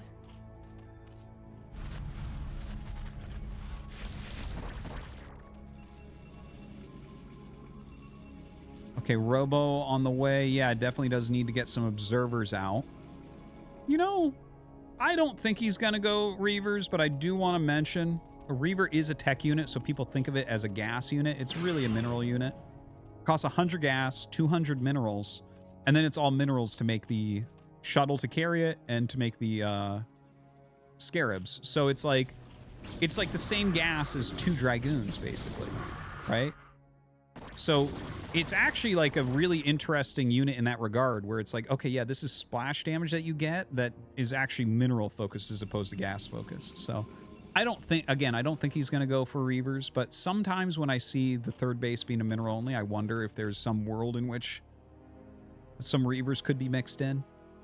I've not seen it, but it feels like it could be an idea that someone explores at some point. So the fourth base being taken. This has become pretty normalized, like taking the fourth base, which is a gas base, right after taking the mineral base. Snow, I think, kind of the leader on that change of expansion speed on mineral-only thirds. Bunch of photon cannons warping in. Very good. This is really good play from Shuttle right now, by the way. Whatever else happened in this game, like watching him move his army back and forth here, this is such an important moment. And I've tried to point this out more often recently. Some of these, you might remember actually from the ASL Open, I believe we saw a Paralyzed game that was like this, where the constant zoning in the center is so important. So do you see how his whole army is moving into the third now? He recognizes, actually, dude, oh, he's actually playing really well. He recognized that he wasn't in center long enough and there could have been an attack coming into the third. And he instantly moved his army into the third. That is some high-level play. Shuttle gets teased, and I even mentioned that he's kind of a fluke champion for Season 1. He's not someone you think to win a championship. But, like, that's a high-level move that he just did. That, like, really, really good. Like, he's preempting the thing that could hurt him the most. Now, look at this zoning he does. He runs right through the center again.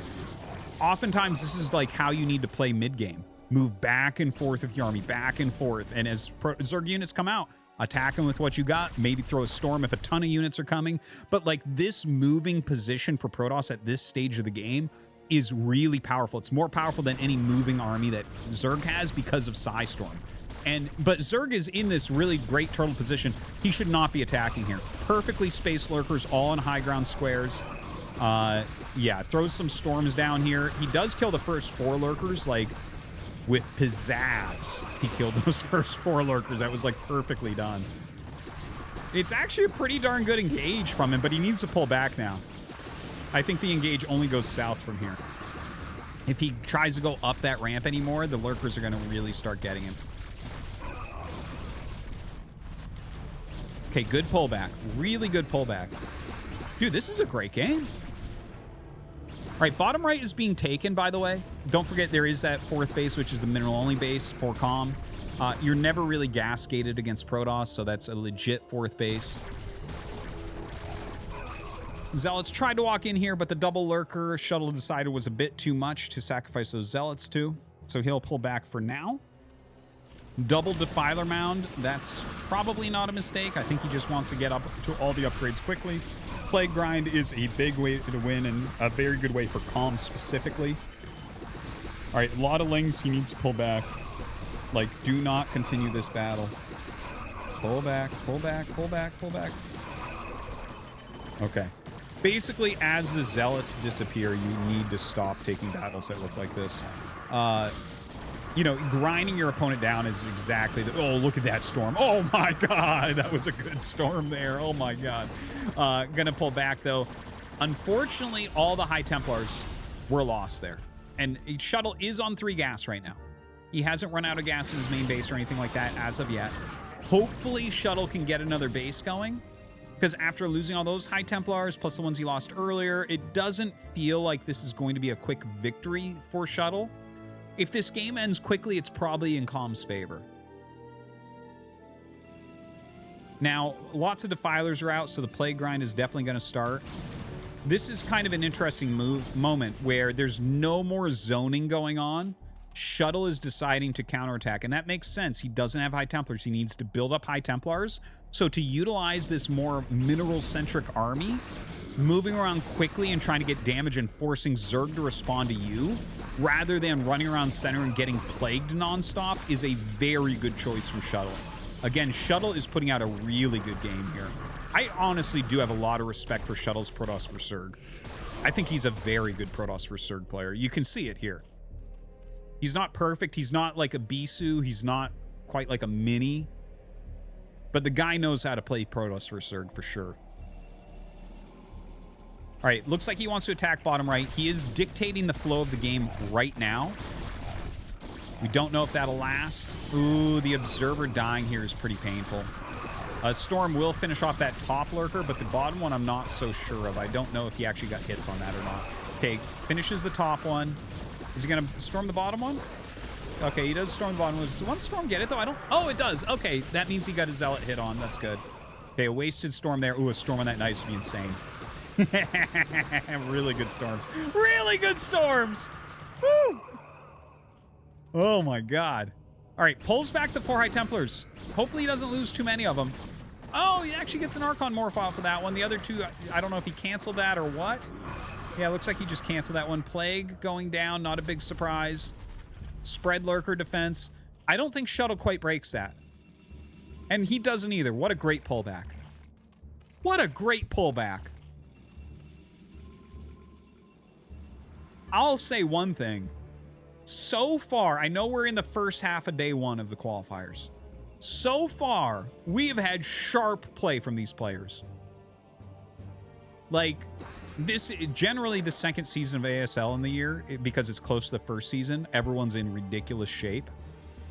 And people have been grinding hard in the ladder. Like, and in just practice games and in general, right? Like, people are grinding hard right now. But this is like the best start to ASL qualifiers. Last season, honestly, the qualifiers, we had a lot of games where it's like, what are they doing? People were not as dialed in. People were not as sharp. It felt like there were a lot of throws. Here, I feel like every game so far, I'm like, damn, both players are playing really well. And this game's absolutely no exception. Very high quality game here. Now here Shuttle goes. Look at the 3 lines of Zealots he brings up to spread from the splash damage. Ridiculously good. Some great storms go down as well. Wow, the storm's just blanketing those Zerglings as they come up. Another storm on top of those lurkers. Oh my god. Is Shuttle gonna break him? Woo! Okay, the Lings coming out are actually causing some big problems. Shuttle needs to pull back. This is a bit problematic right now. Ooh, target. Gets the Defilers. Big kills there. Later game, like Cracklings, if you get like Adrenal, Speed, and good carapace and attack upgrades, Cracklings counter everything. Cracklings kill Reavers, High Templars, Archons, Zealots, Cannons. It's a combination of everything together that counters them, where it's like, yeah, my front line is Zealot, Archon, and I have Scarabs and Storms going down. It's like, okay, now the Zerglings don't counter everything. But, like, the Zerglings become so good at this point in the game. I'd love to see the upgrades on them. I saw that there's +2 carapace at least, but I'm not sure the melee attack upgrades on these Zerglings. But you can see they're just, like, they're so good at this point in the game. They scale much better than Zealots or Marines into the late game. Much better. All right, Lurkers try to burrow to catch a few probes here. Yeah, and this won't be any problem. Plenty of Zealots here. So he's going to be able to clean up that Defiler as well. Okay. Game is resetting a little bit. Right now, to me, this looks better for Shuttle. That being said, Calm has more workers. Calm has taken another base at the bottom natural. But Shuttle right now just obtained another gas. Now, some gases are going down. Like, the main gas should be about empty now for Shuttle. So just something to mention in there where, you know, okay, yeah, he has 4 gas, but really it's 3 gas and a 1/4 of a gas. And then, like, the natural will eventually go up. We didn't get to see the beginning of the game, so I don't know exactly when, but within the next 4 minutes, it will for sure be gone. So that will reduce that gas count a little bit. 3-1-2 upgrades for Shuttle, really, really good. So he's got great upgrades. His army movement all game has been amazing. He's got that extra base. It looks like he's setting up for another one. Coming in, huge attack into the rally point here. Getting some very strong Psy Storms. God, that's a lot of High Templars. And you're going to just see a lot of plague grinding going down. Oh, another ridiculous storm from Shuttle. See this Defiler running out? See, this is like the value play for Zerg in late game. And Calm is exactly the type of player that is good at this, where he's going to be just trying to optimize getting plagues out as often as possible while holding all his positions. That's how you grind a Protoss down into this later portion of the game. But Shuttle has a big tempo advantage right now. The way he's moving around the map, he's dictating everything. We don't see little groups of Ling, Lurk, or Defilers showing up at bases. And that's another part of the way that Zerg ends up winning games like this.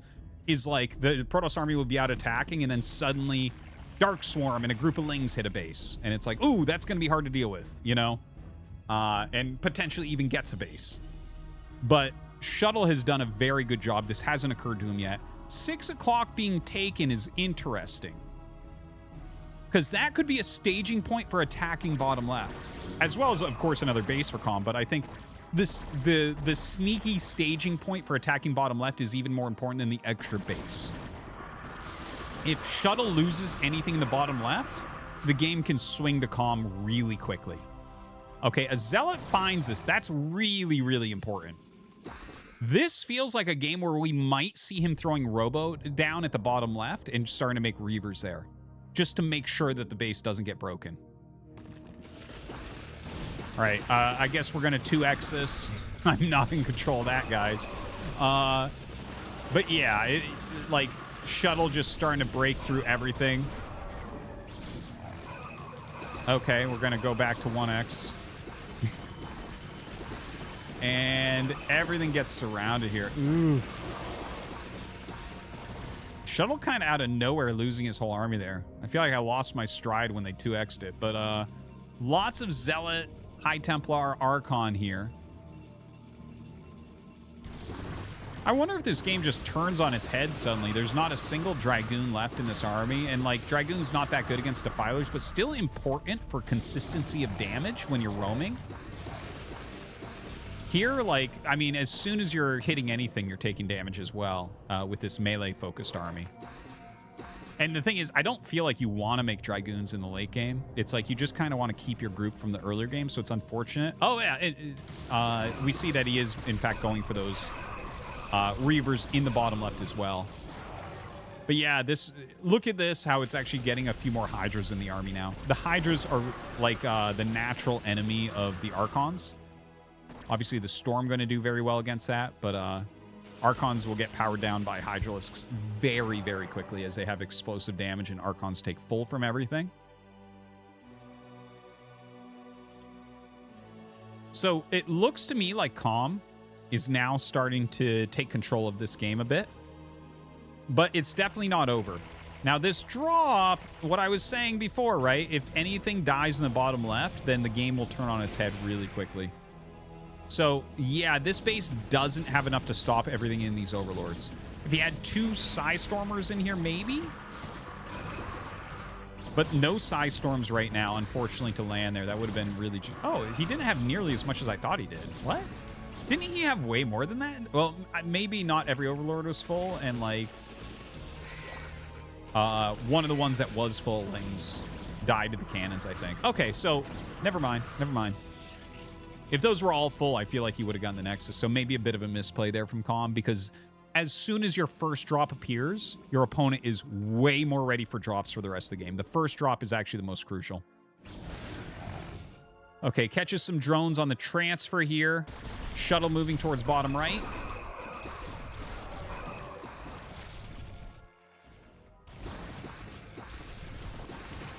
Yeah, Shuttle doing a really good job breaking through here. Oh my god, see the Storm plus Archon plus Zealot?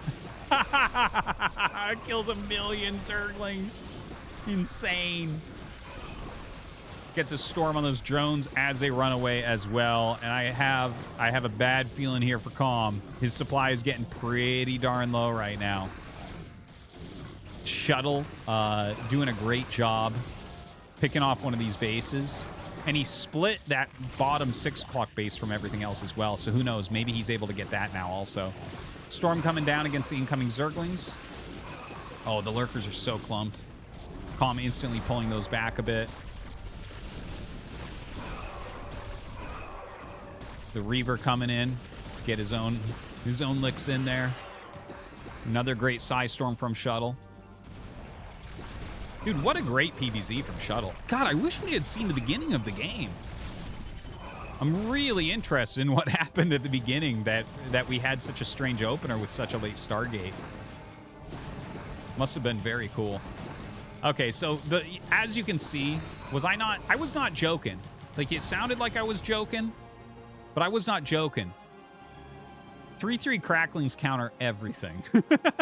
They counter everything. They counter carriers and battle cruisers and mutalisks. Like, they're just the best thing in the whole game. It's insane. And they just got through, like, Archon, Zealot, Reaver there. All right, Plague goes down. Good snipe, though. Another big attack coming down here. Very, very hurt Shuttle. Going to be able to break through here.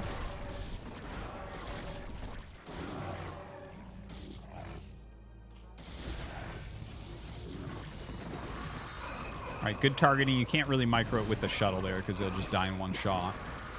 Pretended like he was going to. I don't know. Maybe he was going to. But the Shuttle gets sniped. It looks like Shuttle's going to break through bottom right. Okay, so if you lose bottom right, I think the game's over.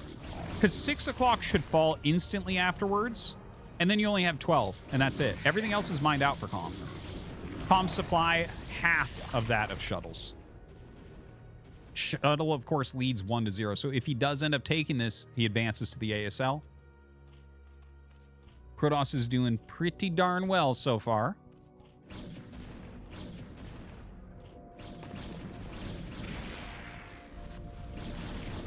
All right, down comes the army. The 6 o'clock base looking like it's going to be toast. No real way to hold that. I guess he killed the observer. Yeah. Here comes another observer. It's like, okay, try number 2. Let's go. So that's going to fall. I think that's probably a Nidus building down there. Comm knows that he can't be losing that base.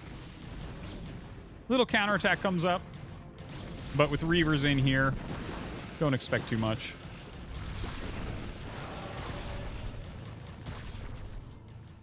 Shuttle going to go up and maybe clear out everything that's left over here.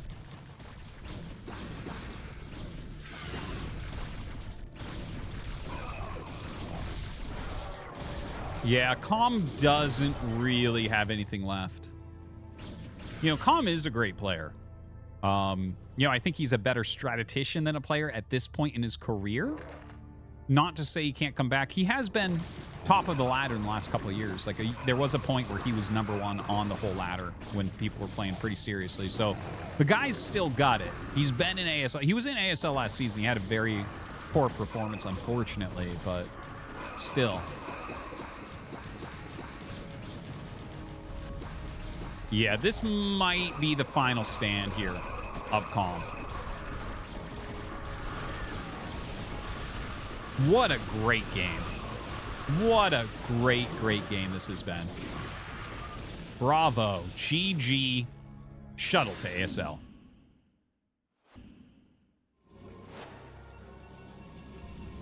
Okay, my bad. I'm an idiot. I'm sure people were watching that and like, it's 1-0 for Comm.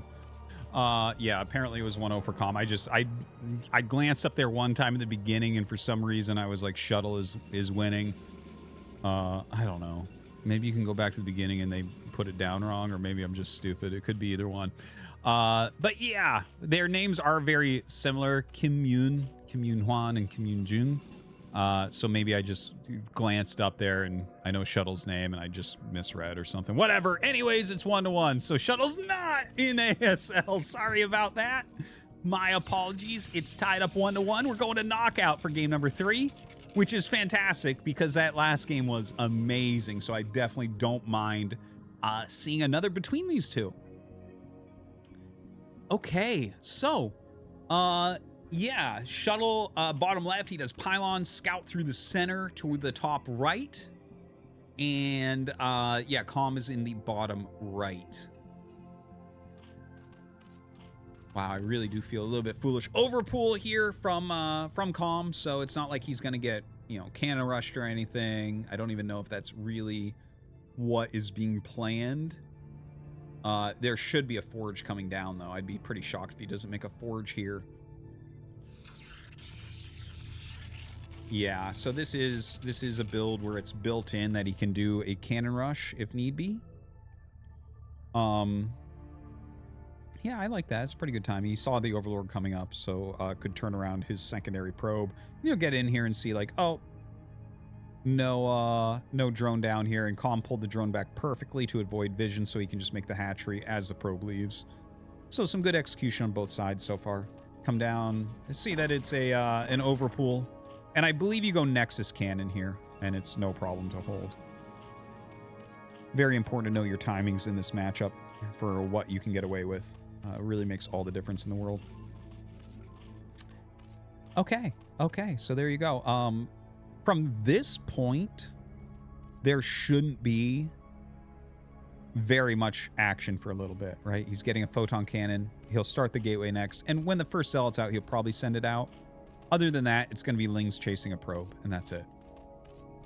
So I'm going to take this opportunity to talk to you guys for a second, and thank you very much for being StarCraft fans, for watching, whether you're watching live on my Soup channel or you're watching VOD on ArtosisCasts. Thank you very much. Please do make sure to subscribe, like the video, leave a comment, all these great things. It really does help. You know, my channel is continuing to grow, and I'm working on it all the time, and I appreciate you guys.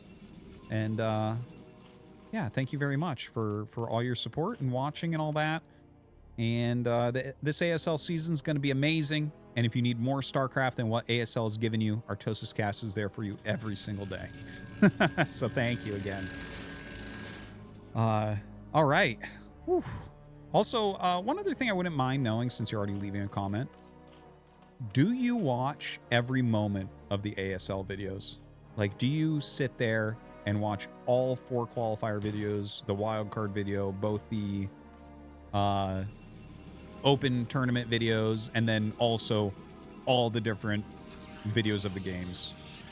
I actually, especially the ones of actual ASL games, like, do you sit through the interviews and everything as well? I wonder about that sometimes for people. Me as a player, sometimes when I'm watching stuff, I'll skip a little bit. Like, oftentimes I'll look at the openings. You know, these times where I'm like, no action's going to happen for a little bit. As soon as I see 2 recognizable openings where I know the next 2 minutes, I just skip 2 minutes forward. Like, that's how I personally watch StarCraft. You know, I've seen these openings so many times. I'm like, yeah, nothing. And if somehow something isn't exactly how I expect, then I'll jump backwards and watch. So I wonder how other people that watch StarCraft regularly do it. I think it would probably be more fun is just watch the whole thing, but yeah, I wonder sometimes. Anyways, thank you again, everyone. All right, let's take a look at these builds. So Spire is going up. Third base is up at 3 o'clock there. Yeah, I already mentioned that we're on Knockout. Yeah, Stargate is in the main base of Shuttle. I really still wish that we had seen the beginning of the previous game just to see, like, what was that opener where there was no Stargate. I'm always fascinated in openers like that. Like, I don't play Protoss vs. Zerg or Protoss in general too often, but every now and then I'll see a build that doesn't have Corsairs in it. I'm like, ooh, I want to try that. Like, the Corsair phase seems tedious to me as a Terran player. I'm like, I don't want to. Yeah, you fly out and you kill one Overlord, and then you fly home and you sit, and then you send out the Zealots, and you're like, tedious. Anyways, this Zealot has taken up a great position behind the minerals. You can see Calm is trying to eliminate it as efficiently as possible. I like this from Shuttle. Oh my god, he gets a drone. Calm has to be kicking himself, man. That is something. Like, every drone matters. There's no reason he should have lost that drone. Plus, Flyer Carapace gets started for Calm, so it doesn't 100% mean that he's going mutas, but I would say 95+%. Sometimes you get it preemptively so that you can go mutas as an option later, but that's generally when you start it this time, you just go mutas. It's like, yes, we're going mutas, and I'm going to need that Carapace to fight against the Corsairs a little bit later. Okay, 2 more Zealots come in. Calm has to run his drones. Pulls them back partially. Did he have no vision in front of... I wasn't really watching because I was so enamored with the Zealot getting the drone, but did he not, like, was he not watching it all across the map? Kind of weird. Is he going to get another drone? Yep.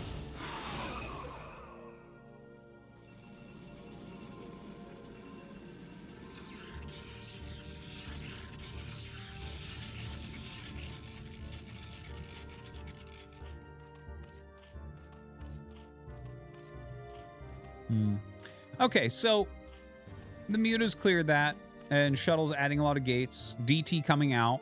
We'll see how many Corsairs he ends up going to. Wait, he's not spinning +1. I wonder if this will be a poke into Dark Archon.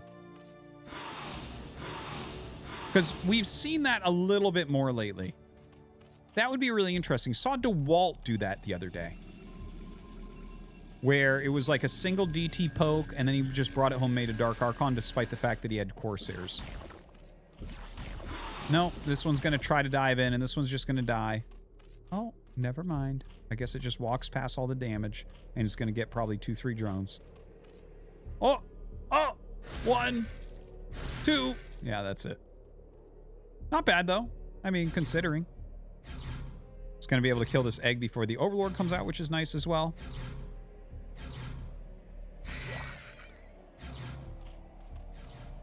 Yeah, very, very annoying here for Calm to deal with. Seems like Shuttle's doing a good job keeping a bit of pressure on. And it looks like he wants to actually take his third base of that mineral very, very quickly. Dude. You get 2 Overlord eggs. 2 more drones. Are you kidding me, Calm? Dude, Calm is maybe falling apart a little bit. There's not a reason why. First off, he didn't cancel either the Overlord eggs. Second off, he lost 2 additional drones he did not need to lose right there. He sent them back way too early. You can tell he's off a little bit. When pressure's on, people play a little bit off. There's not a question. You know, I was just at a LAN in San Diego, and a lot of the players that don't play as many LAN tournaments were asking me, they're like, I'm just not playing my normal way and stuff. It's like, yeah, it's, you know, it's stressful. It's like, you know, you're at something that actually matters. You're not just playing the ladder. And that can happen, which is, it almost feels odd to see from Calm, but I wonder if he's not in his head, right? This guy was an MSL champion. He knows he's really good. He kind of gets teased a bit, kind of in a good-natured way by the other pros and stuff, but like he is really strong. He is really smart. But then you see stuff like that, and it's like, that's just not quite dialed in like you want to see, you know? You'll never see Soma do that. That won't happen. There would have to be so much going on the map for that to happen to Soma, right? And obviously not everyone is going to be the best Zerg in the world, but just something to think about. Maybe the pressure getting to him a little bit. High expectations of himself. Nothing wrong with that. All right. Yeah, the Ogre Zerg Gamer. That's what Tasa's named this move. You fly in with all your mutas suddenly and a million Scourge, and you just Ogre Zerg Gamer the main Nexus.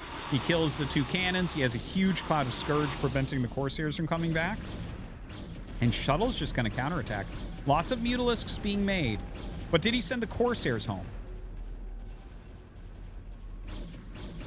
1 hatchery goes down.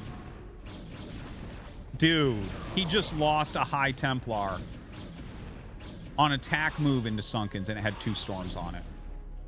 That is brutal. And he has another one standing near the edge, and it's going to get shot down immediately. Watch these mutas.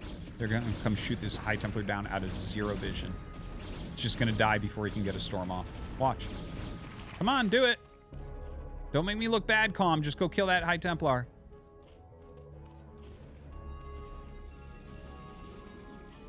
No? Okay. Never mind.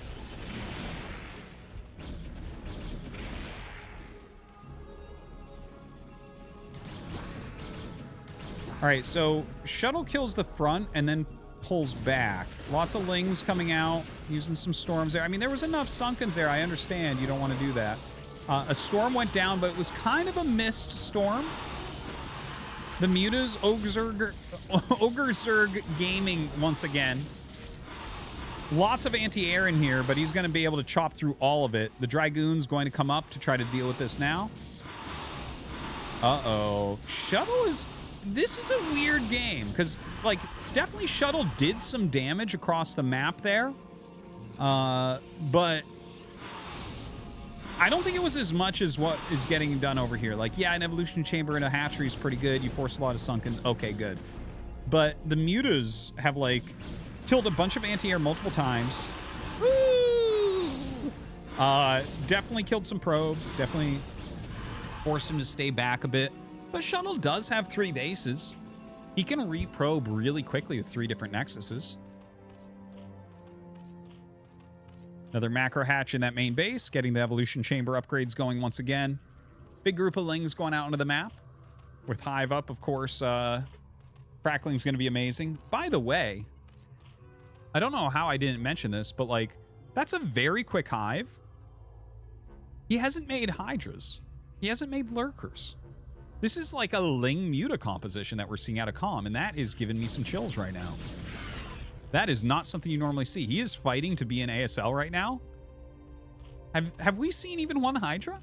Like, I see the Hydralisk Den, and eventually you do want Lurkers with your Lings, but if we're just going to be on, like, Crackling Muta, that's pretty damn good. That is a good composition. The more you can defend with just Lings, the better off you are. Like, obviously, it does take a lot of larva to make those Lings, for instance, but, like, Lings are just so cheap and so good at what they do. Yeah, he doesn't have the Adrenal upgrade yet. So this attack... Okay, it looks like Adrenal finish right there. That attack wasn't going as well as it could have, that's for sure. And look at this. Once again, just flying in and taking out these cannons. This is a repeating issue for Shuttle right now. Shuttle is actually attacking across the map. Oh, man. They wanted to be an Archon, but just slid past each other. They normally do slide past each other, like, and do a little dance. that is kind of a normal thing. Top right being taken by Calm. Guardians? No! Dude, Calm is so fun to watch. I love this. There's like no anti-air. If you sit a Guardian just right, you have to use 2 Side Storms to get rid of it. Because it's going to be hitting a patch and no Dragoons are going to be able to hit it. Dragoons with range are less range than a Guardian. By 1. I believe. I don't know that 100%, but I'm pretty sure it's by 1. Okay, lots of cracklings coming in. Look at this. Yeah, he's going to hold position 1 there. The others are going to hit the natural. The crackling's just going to right-click on the Nexus. There's no saving that. There is no... You cannot kill cracklings quick enough for that. And look at this. All the bases under attack at once. Ridiculous. Ridiculous. He went Ling Muta into Guardians. When do you see this? Never. That's when. Never. Such sick play. Dude, every Zerg unit is good. They don't have a scout or a ghost. All right, lots of Lings coming out right now. Finally, the Guardians will be dealt with. He needs to save this Nexus. He cannot let this Nexus go down. And he's not going to be able to save it. That Nexus is dead. Dead as it can be. Single Guardian left over. Crackling's coming down to fight the goons. Oh, man. They're just doing so well here. Even that one Guardian in such an awkward position. More and more Lings just flooding across the map, attacking. Here's the funny thing. This looks like Calm is crushing. Look at the supplies, though. Right now, 75-ish to 120. That is a 45 supply advantage. He's got over 150% of the army of Calm. The counterattack could... Oh, my God, he's going Ultras. I love this so much. I love this so, so much. This makes me want to play Zerg vs. Protoss. Imagine that. You just go Ling Muta all game, and then you go into Ultras. That's so sick. That is so cool. That is so cool.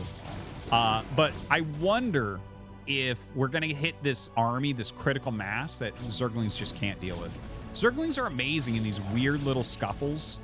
They move so quickly, they get on top of these smaller armies. But like when you make a giant ball of units, melee units don't do well against that in general. The melee units are really hard to balance because of that. They have to be really, really strong because they're melee and they have to run up to you and attack you. But like once you get a ball of units, they become so much weaker. They just don't get the right surface area. You get way higher DPS coming out of the range units, that type of thing. All right, Ultras adding in now. The Ultras are so interesting here. He needs a lot of Zerglings with them, though. Okay, 2-3 upgrades so far. That means Chitinous is probably not done yet. Speed not done yet. He kind of needs both those. Once Chitinous and Speed are done, that's going to be a really strong army. Before that, not so much. Or maybe he does have Chitinous. I need to see another unit clicked on. Because Chitinous plating gives +2 armor. Oh, wait, yeah, no. Then if he has +3, then he has to have Chitinous. Because otherwise, it would be +3 base armor, which doesn't make sense right now. Hyvis and Ultimate. Yeah, so he does have Chitinous and then +1 armor. So we're really waiting for just another +1 carapace build here for Zerg Ground. You see the Observer keeps clicking on it because, like, it's incredibly important. That is the real strength of Ultralisks, is their armor. And don't forget, Zealots have a double attack. So you're taking the armor out of the Zealot attack twice. And Ultras also have 1 base armor. So when you see 3, it's 4. So if the Zealots, let's say they have +2. Yeah, they have +2. So they're doing 20 now. But that means 10 and 10. So 4 and 4 out of those. So they're actually only doing 12 damage. Right? Instead of 20. It's insane, right? It makes such a big difference.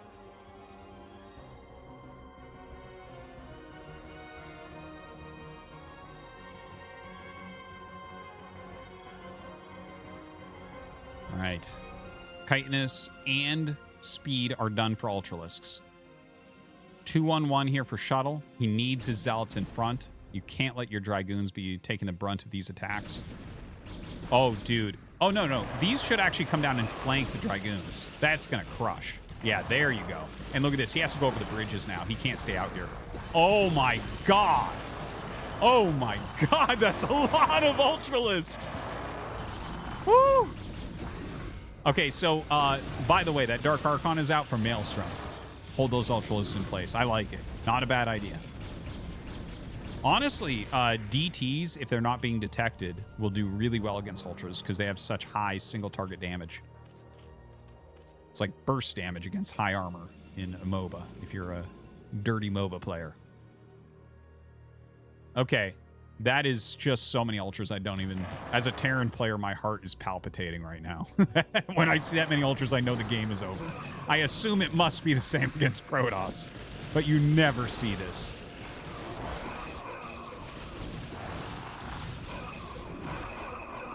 Ridiculous. Look at Calm go. He's going to qualify off of a mass Ultralisk strategy against Protoss. And Shuttle will not be moving forward into the ASL. He's going to have to play on day 2. Right? I'm pretty sure. See how, by the way, Shuttle is trying to add in DTs here, but unfortunately they're low health, so with that one Overlord, they get detected. Hey, he's actually popping them all. Huh. We don't see the Maelstrom. There's enough energy for it, that's for sure. Oh, it's not done yet. Okay. Well, that's going to be really useful as well. Maelstrom, hold him in place. Get that damage done from your Dragoons. Get a Psystorm on them as well that they can't dodge. 12 o'clock has been taken. Top right has been taken for a while, but top right natural being taken now by Calm. The mineral only has died multiple times here for Shuttle. But he does have 9 o'clock. +3 attack, really important, those attack upgrades right now. But I think he needs to work on Carapace and Plasma. Well, actually, he doesn't have the money for Plasma, to be fair. I'll correct that. I think he needs to get his armor upgrades. Leave Plasma, too expensive. If he had 2 more bases, absolutely get Plasma. Yeah, see, he's got 1 Forge spinning, not 2. It's just, it's too expensive. It's 300 for level 2. That's just, it's ridiculous. Plasma Shield upgrades actually are probably too expensive. There's a few small things in this game where it's like, yeah, that's not right. Scout's too expensive. Plasma Shield too expensive. Ghost's too hard to get to. Okay. Those were pretty highly damaged. So, not the best, but you want to use the spells. You want to kill stuff off. I think he's actually going to have another one very shortly, which makes sense too. You don't want it to just be sitting at 200 energy. You'd rather just use one. Ooh. Shuttle right now. He's trying to do a little bit of zoning, but the Lings are very fast. Great vision on the map by Calm, by the way. Yeah, he's only about 10 seconds off right now of another Maelstrom, so we will see that in the next fight. Good amount of Archons in here. Don't forget, Archons have huge damage. With +3 attack, they're doing 39 damage per hit. So that's going to do really well against the Ultras, despite the very good armor upgrades. You can see Calm here. He's looking for the opening. His Overlords are checking where the army is. They're right on the fringe. I think you got to put a unit down at 6 o'clock as Shuttle. I think that's actually really important. He just has to see the attack coming in beforehand. He can't lose this Nexus again. If Shuttle loses one more base, the game is over. The game's probably over, to be fair here. Probably. But we don't see Ultraverse Protoss that much. And I thought it was going to be over with how many Ultras he had before, but like just the damage output of the Protoss army is really, really superior. So between Storm, Maelstrom, Archons with +3, Zealots and Goons with +3. Yeah, maybe there's still a chance here. Okay, here's a huge amount of Ultras coming in. All right. Very decent Maelstrom, I would say.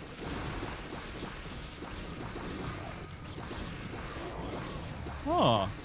I actually am not sure of this, but it looked like the non-Maelstrom units had higher attack priority than the Maelstrom units. I actually don't know the answer to that, but that would be really funny and weird, and probably not how you would want that spell to actually function. Because, like, his units looked like they were going after another couple Zerglings instead of just getting hits off. And Maelstrom doesn't last that long. It's not a very long duration spell, so, like, that would actually be a bit of a pain. Okay, Ultra's taking a nice fight here. Just a small bit of Shuttle's army. Shuttle trying to attack up into 12 o'clock.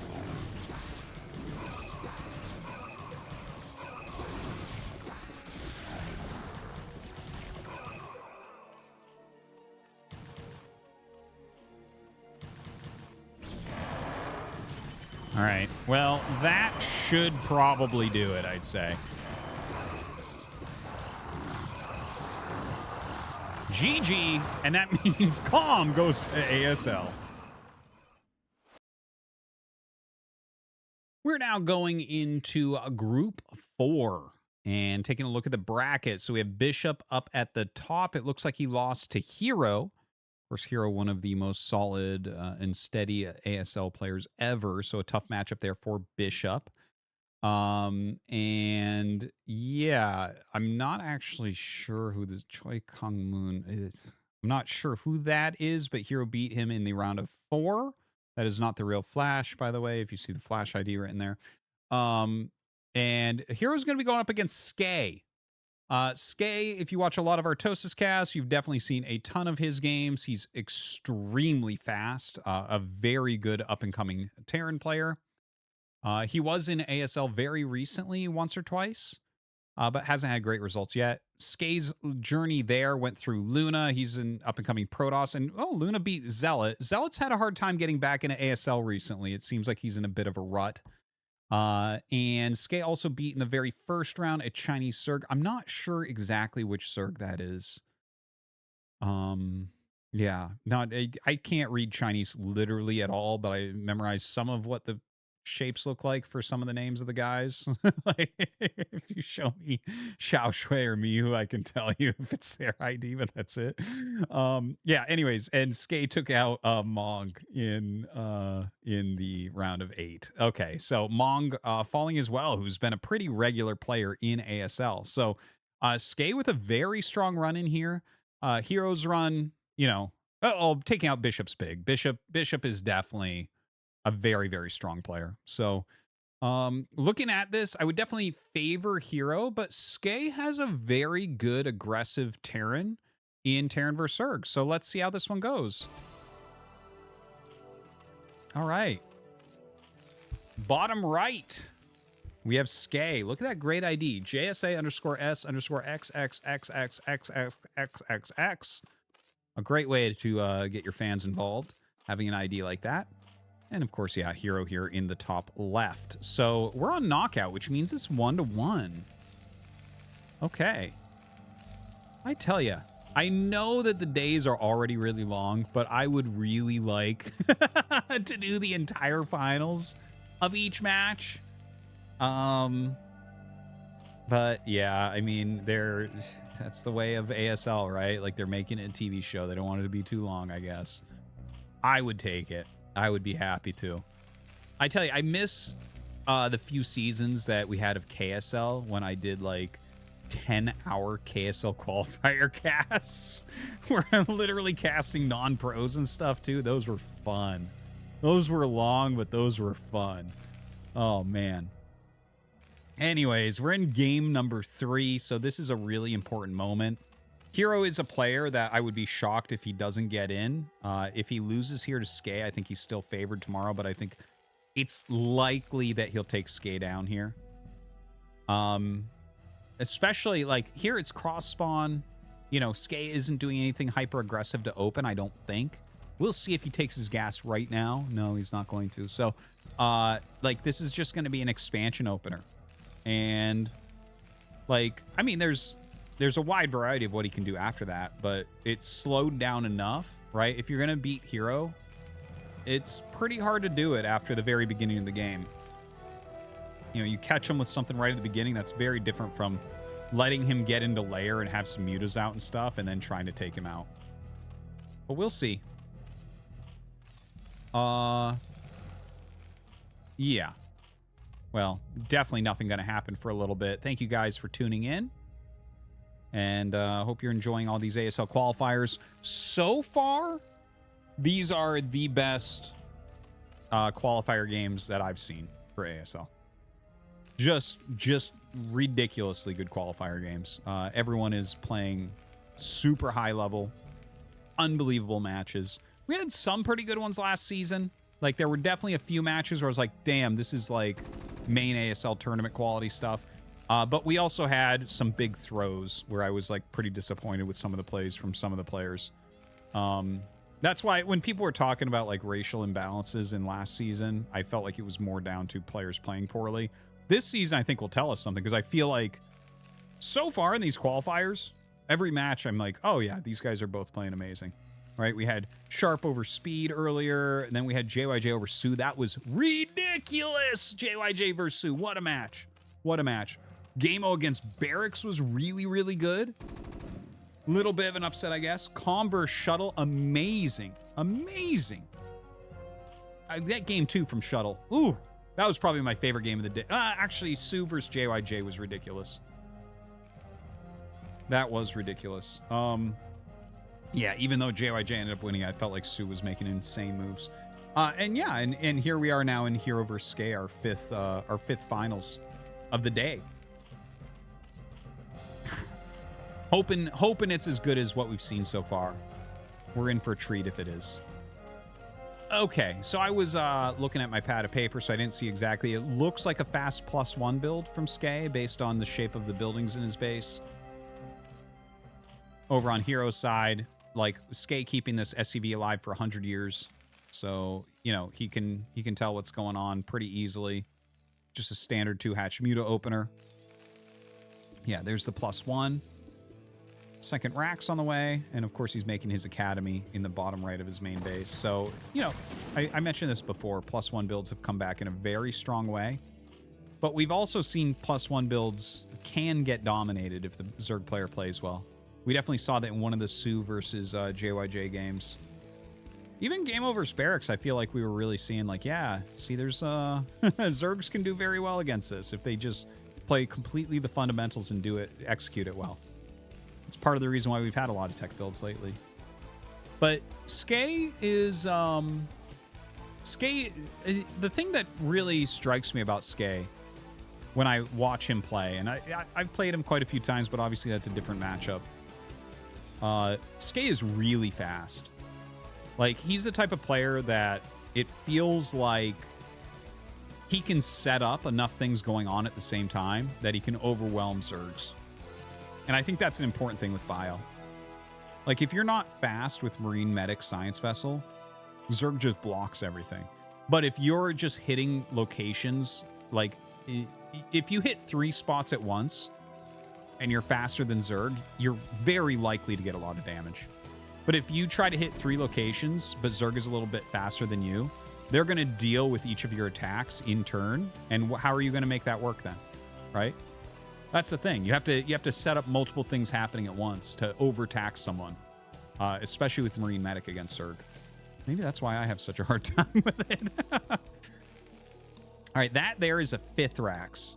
So we now know the plan of Skay. Now, in cross spawns, you can go 5 racks with this without it being all in.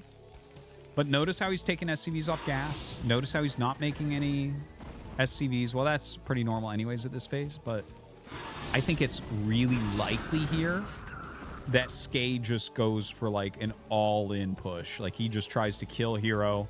No ifs, ands, or buts about it. No lurkers involved. No defilers. Just tries to get into a killing position here with a lot of Marines and medics. That's my guess.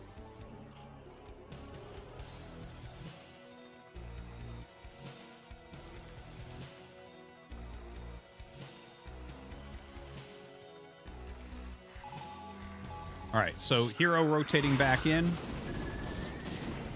Going to get a few kills here. He's getting good intel as well. He's going to see, oh, okay, it's 5 racks. No factory started at 7 minutes.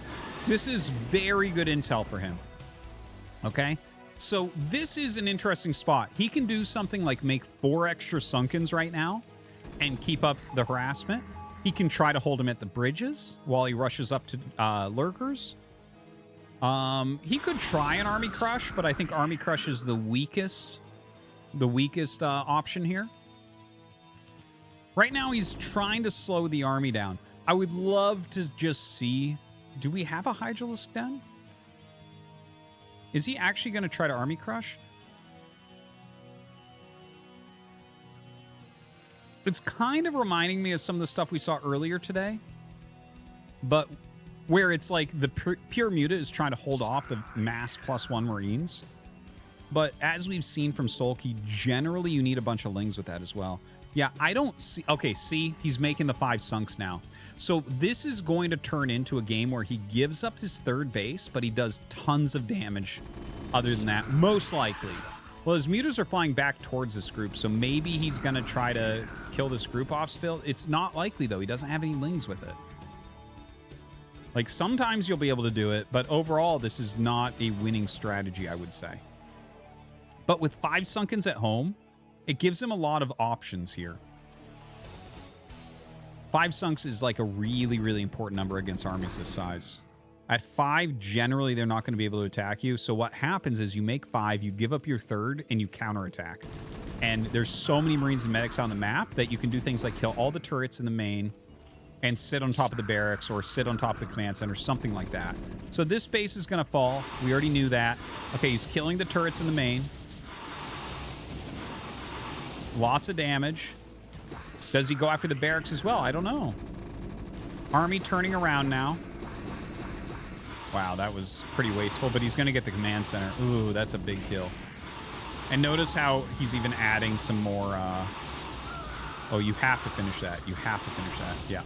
Okay, he gets the command center. So, Skay is now on 1 base. He's killed the 3rd. This is obviously a better trade for Hero. Oh my god, he gets the +1 armor. That's huge. That is huge. And now he's going to get the turrets as well. Yeah. I mean, like I was saying, this is definitely an option in this type of game where you make the mass Sunks, you give up your 3rd, you counterattack. You have to be really careful with these +1 builds. If you overcommit anywhere, a really sharp Zerg can punish you for it. And that's exactly what Hero has done here. Hero is incredibly far ahead right now. But it's not 100% unwinnable. I want to see... yeah, so there is a factory floating. This is a scenario where... Yeah, you should rush to Lurker. But on Skay's side, what I would be thinking is either... Okay, there's 2 options. Number 1, I make so many Marines and Medics that I erase the Sunkens. Number 2 is I get up to Valkyries. Now, I don't think he has time to get to Valkyries.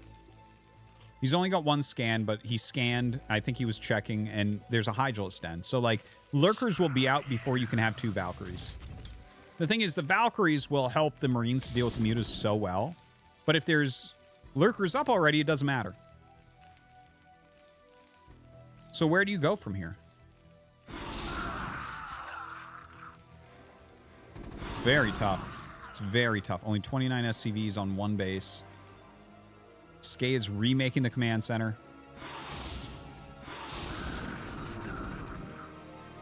It's a lot of Mutas that are still here. It's too bad Skay didn't get the +1 armor. That would definitely make him feel a bit better here, but... Yeah. Okay, so see those Hydras that are coming out? He has 2 options with this. Number 1 is you put down a containment.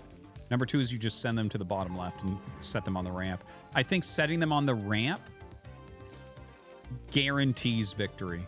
I think bringing them to the front is the stronger move. Now, that might sound wrong, but hear me out. If you get 4 to... It's really 5 is the number. 5 to 6 Lurkers. If you put 5 or 6 Lurkers in front of a base that doesn't have a siege tank in it, Terran's locked in forever. You can't break out. Like, the Marines cannot come out and break as long as you have any other units there.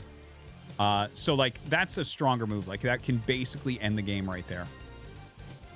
But if they catch those lurkers before they burrow, suddenly you've lost all your lurkers and they can kill your third base again, and now it's 2 base again because he made the command center, right? Whereas if Hero puts these lurkers in the bottom left, there's no risk there. 0 risk. It's a longer game for sure, but Hero should know how to close that out. So now tell me if you think that sounded stupid. Well, I really don't care. Now, yeah, these lurkers, like, that is so hard to break. Like I said, it's like 5 or 6 is where it basically becomes immortal. the Marines and medics just, they can't be spread properly coming out of there to deal with that. All you do is you bring your mutas in to attack at the same time that the Marines attack the lurkers.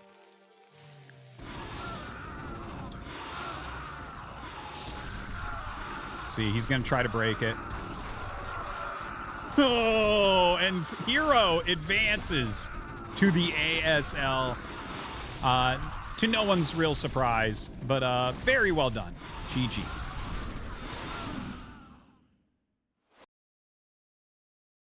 All right, guys, we're going to go into Group 10. So starting at the top left, it looks like round 1, we had Prime lose 1-2 to Midas. Prime has been one of the stronger amateur Terrans for a long time. Very technical, kind of aggressive player, but the old school Midas is able to take him down. Midas then, in the very next round, lost to Absolute, who's, you know, a pretty strong pro Zerg. I don't believe he's been in ASL yet, but he's been pretty close a few times. And then Absolute lost to Queen. Of course, Queen, 2-time ASL champion. I've been saying for a while, he's undervalued right now. I feel like he could just randomly win ASL at some point. Looking at that next bottom bracket, we had DeWalt take down a player. I don't know who that is. Choi Duk Yu. I'm not sure who that is. It looks like he might even be a random player. But whatever. DeWalt was able to take him down, but then lost to Queen. No surprise there, unfortunately. The next bottom round there, we had Fleta, who was the high school champion last time they had a big high school tournament several years ago. He's definitely no longer in high school now, but he won it with Protoss, then switched to Terran and hasn't had any results as of yet. Just kind of has maintained low S rank. And it hasn't been going too well for him. I saw him playing Protoss a little bit recently, so I'm not sure what he played in this tournament, but either way, he lost 1-2. This Zerg plays in a lot of qualifiers, but I don't really know much of anything about him. Octamin. Yeah, I can't really say much to him, but he lost to Sock in the next round anyways. And down below that, Pays actually made it to the semifinals. That's pretty sick. Oh, wow. Good for him. Yeah, he's just like a ladder Protoss. I'm not sure who that is. That's not coming to my mind right now. But anyways, Sock was able to take him out and it was no big surprise. Yeah, so Queen versus Sock. Not the most stacked bracket, this one, but some very fun players in it. Obviously, Midas and DeWalt, both really fun players I'd love to see do well. Prime and Absolute, kind of like a level below that. But yeah, Queen versus Sock. This should be a pretty good match.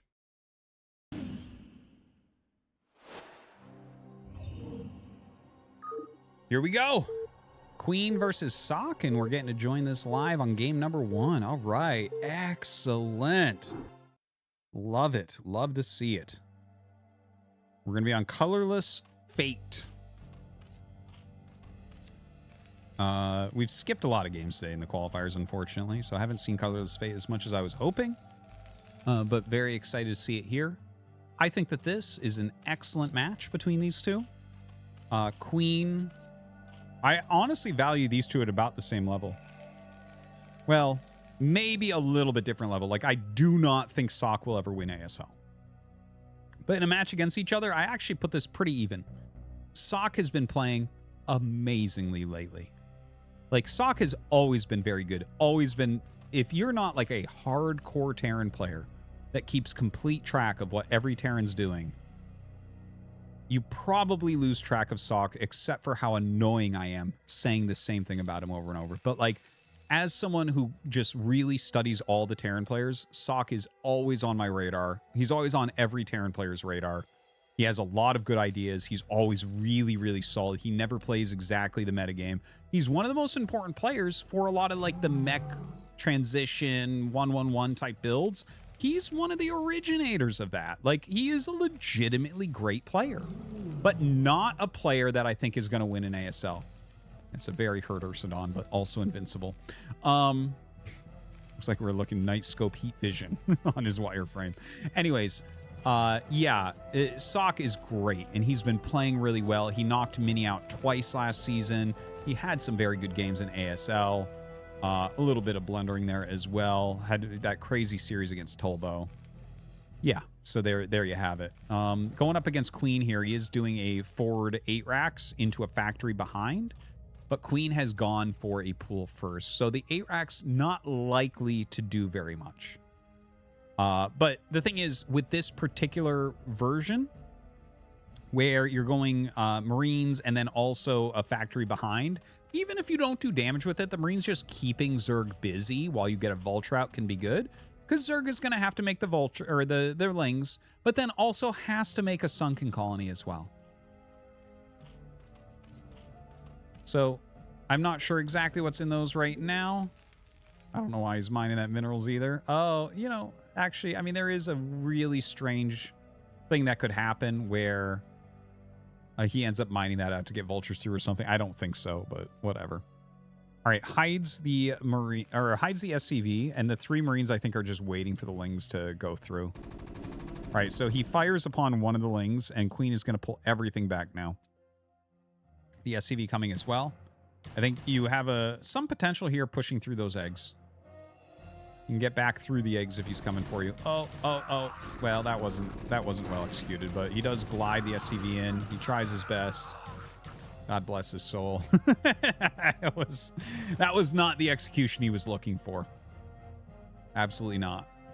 I think a super dialed in top Terran micro player there probably blocks those Lings completely and they have to just pull back. But anyways, that didn't work, and he's going to make a Vulture, and it's fine. The Marines, as soon as you see the pool first, you know the Marines are not supposed to do damage. Occasionally, you'll get something in there. Occasionally, you'll be able to pick off some Lings or something, but in this particular case, unable to do so. Vulture on the way, and a starport coming up. The Overlord for Queen here is going to scout that he's still mining gas. So from here, you have to look at this and say, okay, this is either going to be a Wraith, many Wraiths, or a dropship. Right? That's those are the options. My guess is it's going to be Wraith into dropship into 2 Wraiths. That is a very solid line that you can take from here, where you're going to be able to kill Overlords on the map, get scouting, try to clear a way for your drop, and then still have anti-mute already. And 3 Cloaked Wraiths can be a very solid anti-mute, and in fact, that's something that Sock has done a lot of work on in the past. Again, he's one of the originators of 1-1-1 stuff. All right, Spire going up in the main base. Queen just looking very normal over here. I would imagine that this is the speed upgrade on the Vultures, but it could be mines. It's very trendy to go speed right now, not mines. Speed just seems to be better value, and mines, especially on this map, don't seem to make sense. It's such a long rush distance. Like, who's gonna try to walk Hydras across the map here? Nobody. That's who. So 1 Vulture is holding the quick scout path from Lings. This is going to allow Sock to probably get out without being seen and maybe get his drop off. I believe that's a Sunken he's making in the main base, recognizing this is likely a drop. Oh, cute. Okay, so this is actually, it wasn't Wraith into dropship, it's dropship into Science Facility. And, of course, Science Vessel with that. So, Sock is going to be going into Irradiate from here, which is not as common, but we've seen it coming up a little bit lately. A lot of HBQ was testing a lot of stuff like this.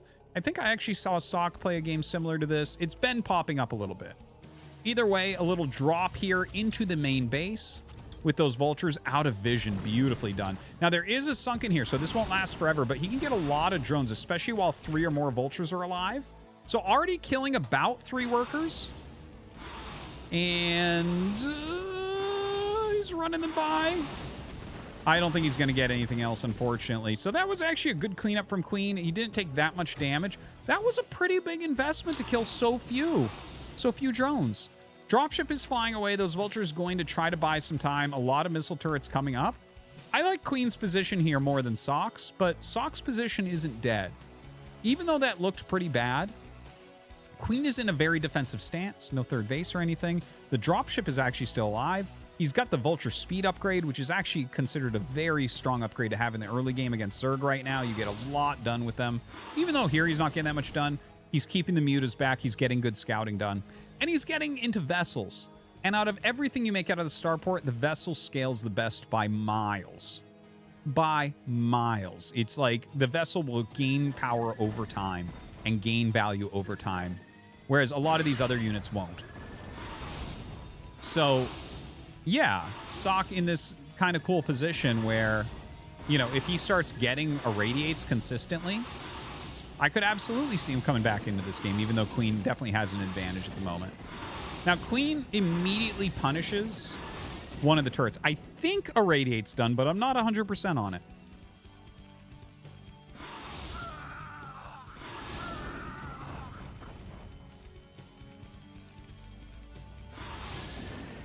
Muta's being really annoying right now. Now, by the way, oh man, this is actually getting pretty painful. Oh no. Oh no. And he gets one of the vessels. Great move from Queen. This is actually the weakness of Science Vessel builds. A lot of really top Zergs, or, well, a lot of Zergs in general. This happens to me when I do Science Vessel builds at lower rank as well, but like, when they just run in and get one of your vessels, even though they're taking a ton of damage on the mutas, yeah, he just GG's. Game 1 to Queen.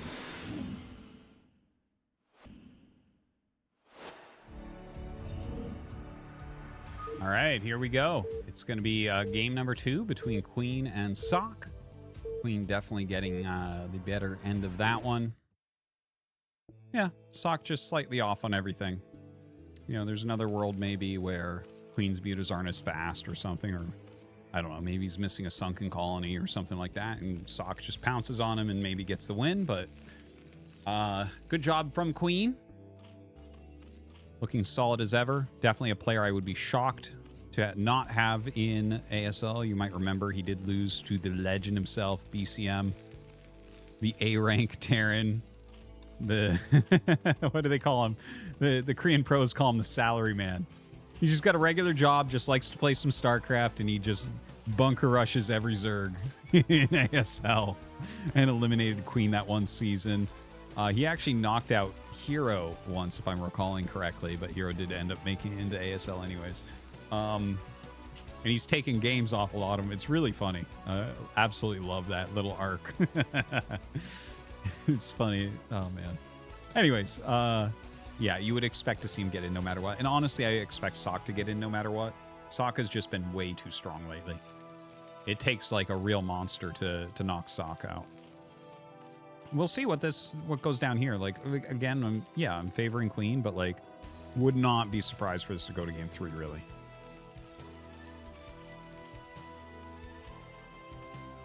All right, so Sock, ooh, command center first. Okay.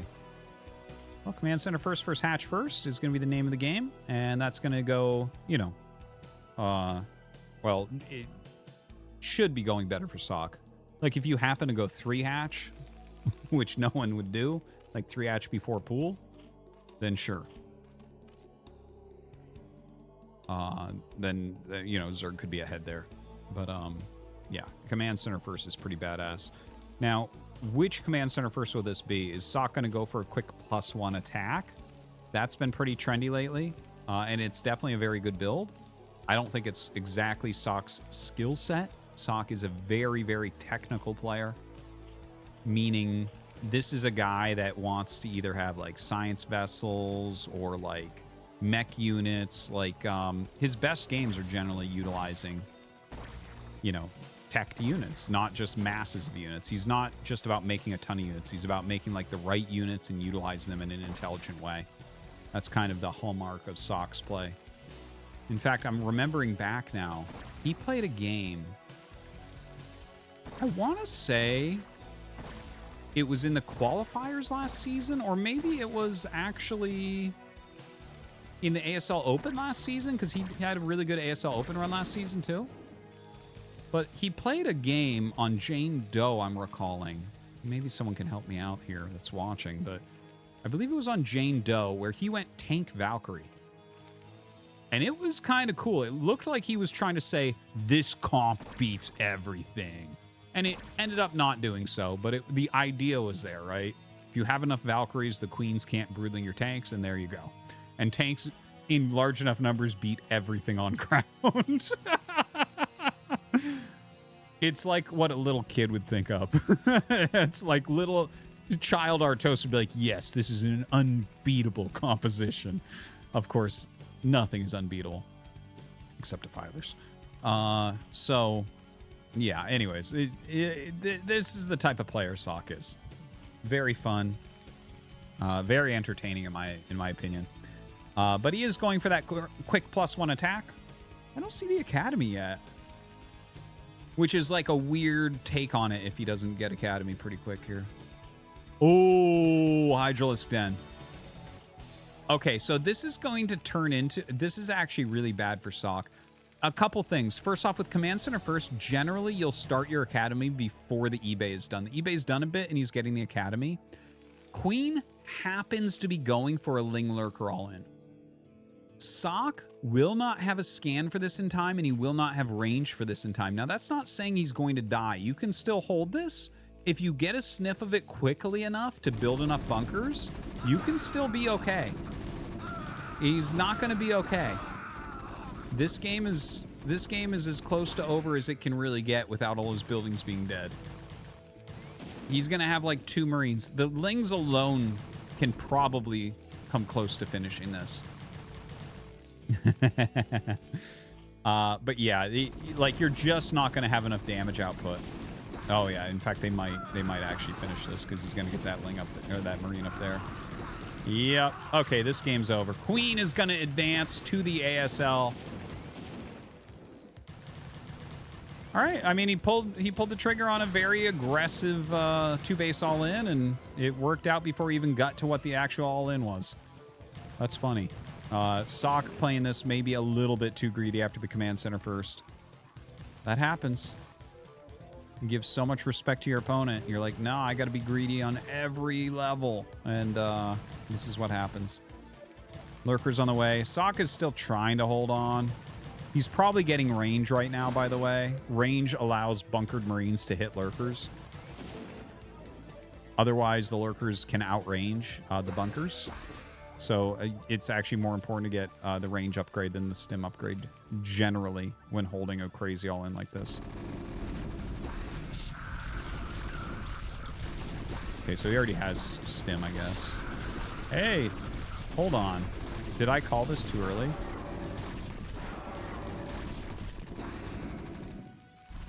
Did I call this too early?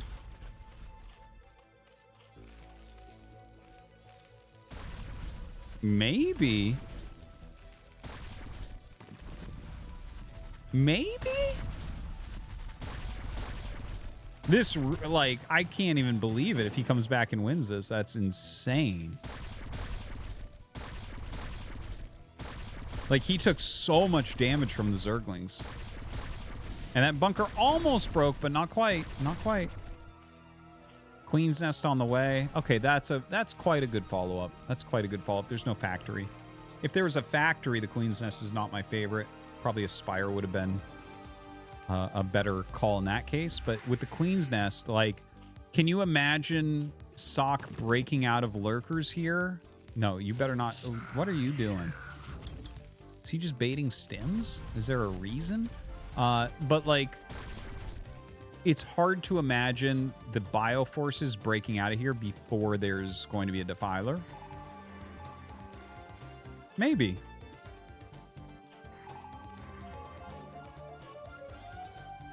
Yeah, so a couple scans go down and allow Sock to recognize a little bit of what's going on. Honestly, I feel like you might want to... Well, his SCV count's so low, actually, now. One factory is all you can afford. I was going to say, though, sometimes against this all-in, I think the best move is to go 2 factory.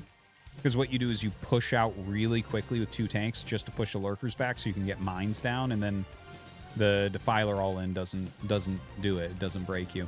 But Sock has taken so much economical damage. I think 1 factory is good, and just get up into Science Vessel is probably the best way to do it. By the way, we actually see what Sock's plan was. Very rare move. He has +1 armor. He does not have +1 attack. +1 armor on the fast engineering bay builds is super, super rare. Rush is the only other pro that I ever see doing it. Now, technically against Mutiling, it gives you... If the Mutiling comes directly in for an engagement, technically it gives you more value. Like, I did all the math on this a while ago and tried it out quite a bit myself. It's tricky. It really tricks Zergs out. Like, you just have so much more sustainability, but you don't kill things as fast. But yeah, it reduces 3 glaive damage. It reduces Zergling damage. Anyways, just a little side note. That is a very funny thing that we saw him going +1 armor. I really hope a time comes where it becomes a real choice between 2. It is a little bit of a choice, but no one really uses quick +1 armor. All right, Science Facility, 3rd barracks coming up. Sock has got to push out of here ASAP. I don't know how many scans he has left. He can't wait for the vessel. That's going to be too slow. He needs to get his 2nd tank and start scanning. Those 2 Scourge are going to try so hard to snipe the 1st vessel. If Sock loses the 1st vessel, his comeback potential is gone to 0. He just won't have enough scans.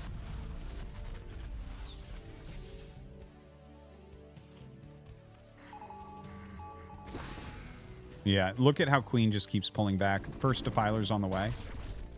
I just don't think he has enough time. See, oh my god.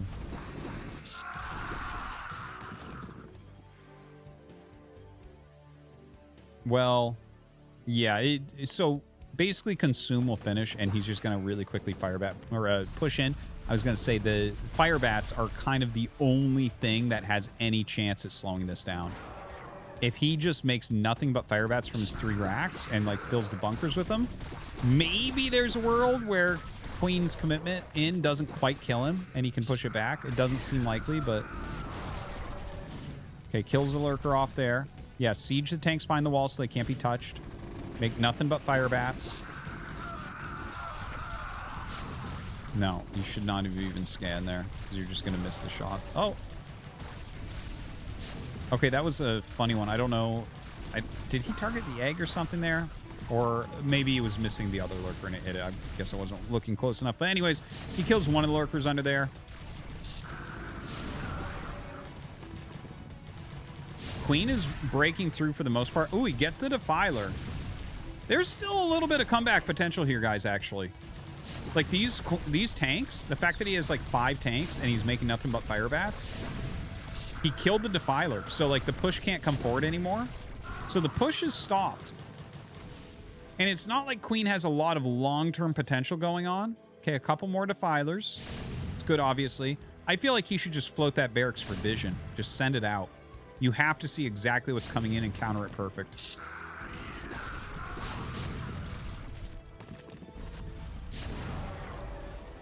These tanks are killing right now. Okay, single Darkstorm goes down. Very annoying to deal with. The thing is, if there's a ton of things under the Darkstorm, sometimes the tank splash will, by missing another thing, hit a lurker that's under Darkstorm, so that could be useful in that way. Oh, he got the vessel. That's so painful. So he's got 3 scans to work with right now. There's not even a vessel on the way. That is so painful. Oh, the Queen is coming in. Oh my god, is he going to infest the command center? Dude.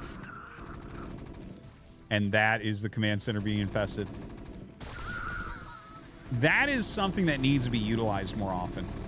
100%. There's so many floating damaged command centers. That was a great move from Queen. There was no other way to kill that. Even uses a parasite. Really, really useful usage of the queen by queen. All right, so Sock is going to have like maybe one push out. He needs a vessel. You know, when I mentioned that losing that first vessel basically cost the game, you can see how difficult this is for him. He's almost out of detection. No radiates, no defense matrix. Like he just, oh man, look at that. The Scourger just waiting. He's not even making one.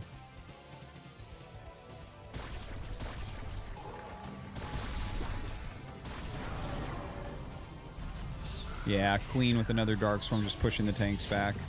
Feels hopeless. Should probably lift the, well, that's fine too. But sometimes when the Scourge are sitting there, the way he had them sitting is so that when the vessel came out, they'd auto-attack it. But when they sit like that, you can lift and they'll auto-attack the starport. Which, of course, you don't care if your starport takes 200 damage. Makes no difference. You want it, in fact.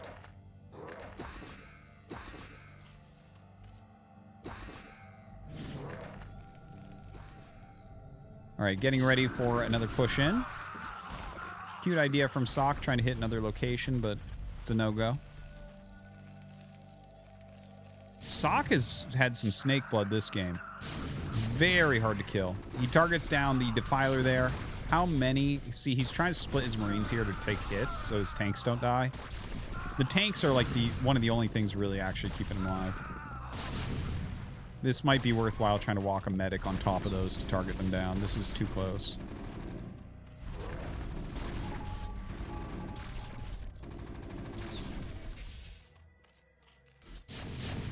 Yeah, Queen is very, very close to just advancing to ASL at this point. Sock looks... He's looked dead for a long time. GG. And Queen advances to ASL. All right, guys. So that's the first half of day one of the qualifiers. The second half will be out tomorrow.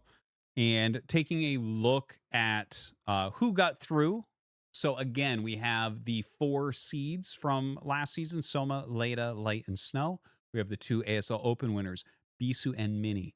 And from the first half of the day one qualifiers, we have Sharp over Speed. Then we had JYJ over Sue. It's a couple Terran players. Then we had Gameo over Barracks, maybe the first real upset of the tournament. Then we had Calm over Shuttle. That was a great match. And then we had Hero over Skay. And you just watched Queen over Sock. Okay. So far, pretty good balance overall, I would say. Yeah. A lot of strong Zerg players getting in. Gameo, Calm, Hero, Queen. So that gives us 5 Zergs in there. 2 Terrans getting in. So that gives us 4 Terrans. And I guess actually no Protoss have made it through the qualifier yet, but we do have 3 Protoss in there right now. So what is it? It's like 5, 4, 3 right now as far as the racial distribution goes. But a lot of great players haven't played yet. So that's the first part of day one. Guys, thank you for watching, and we'll see you in the second part.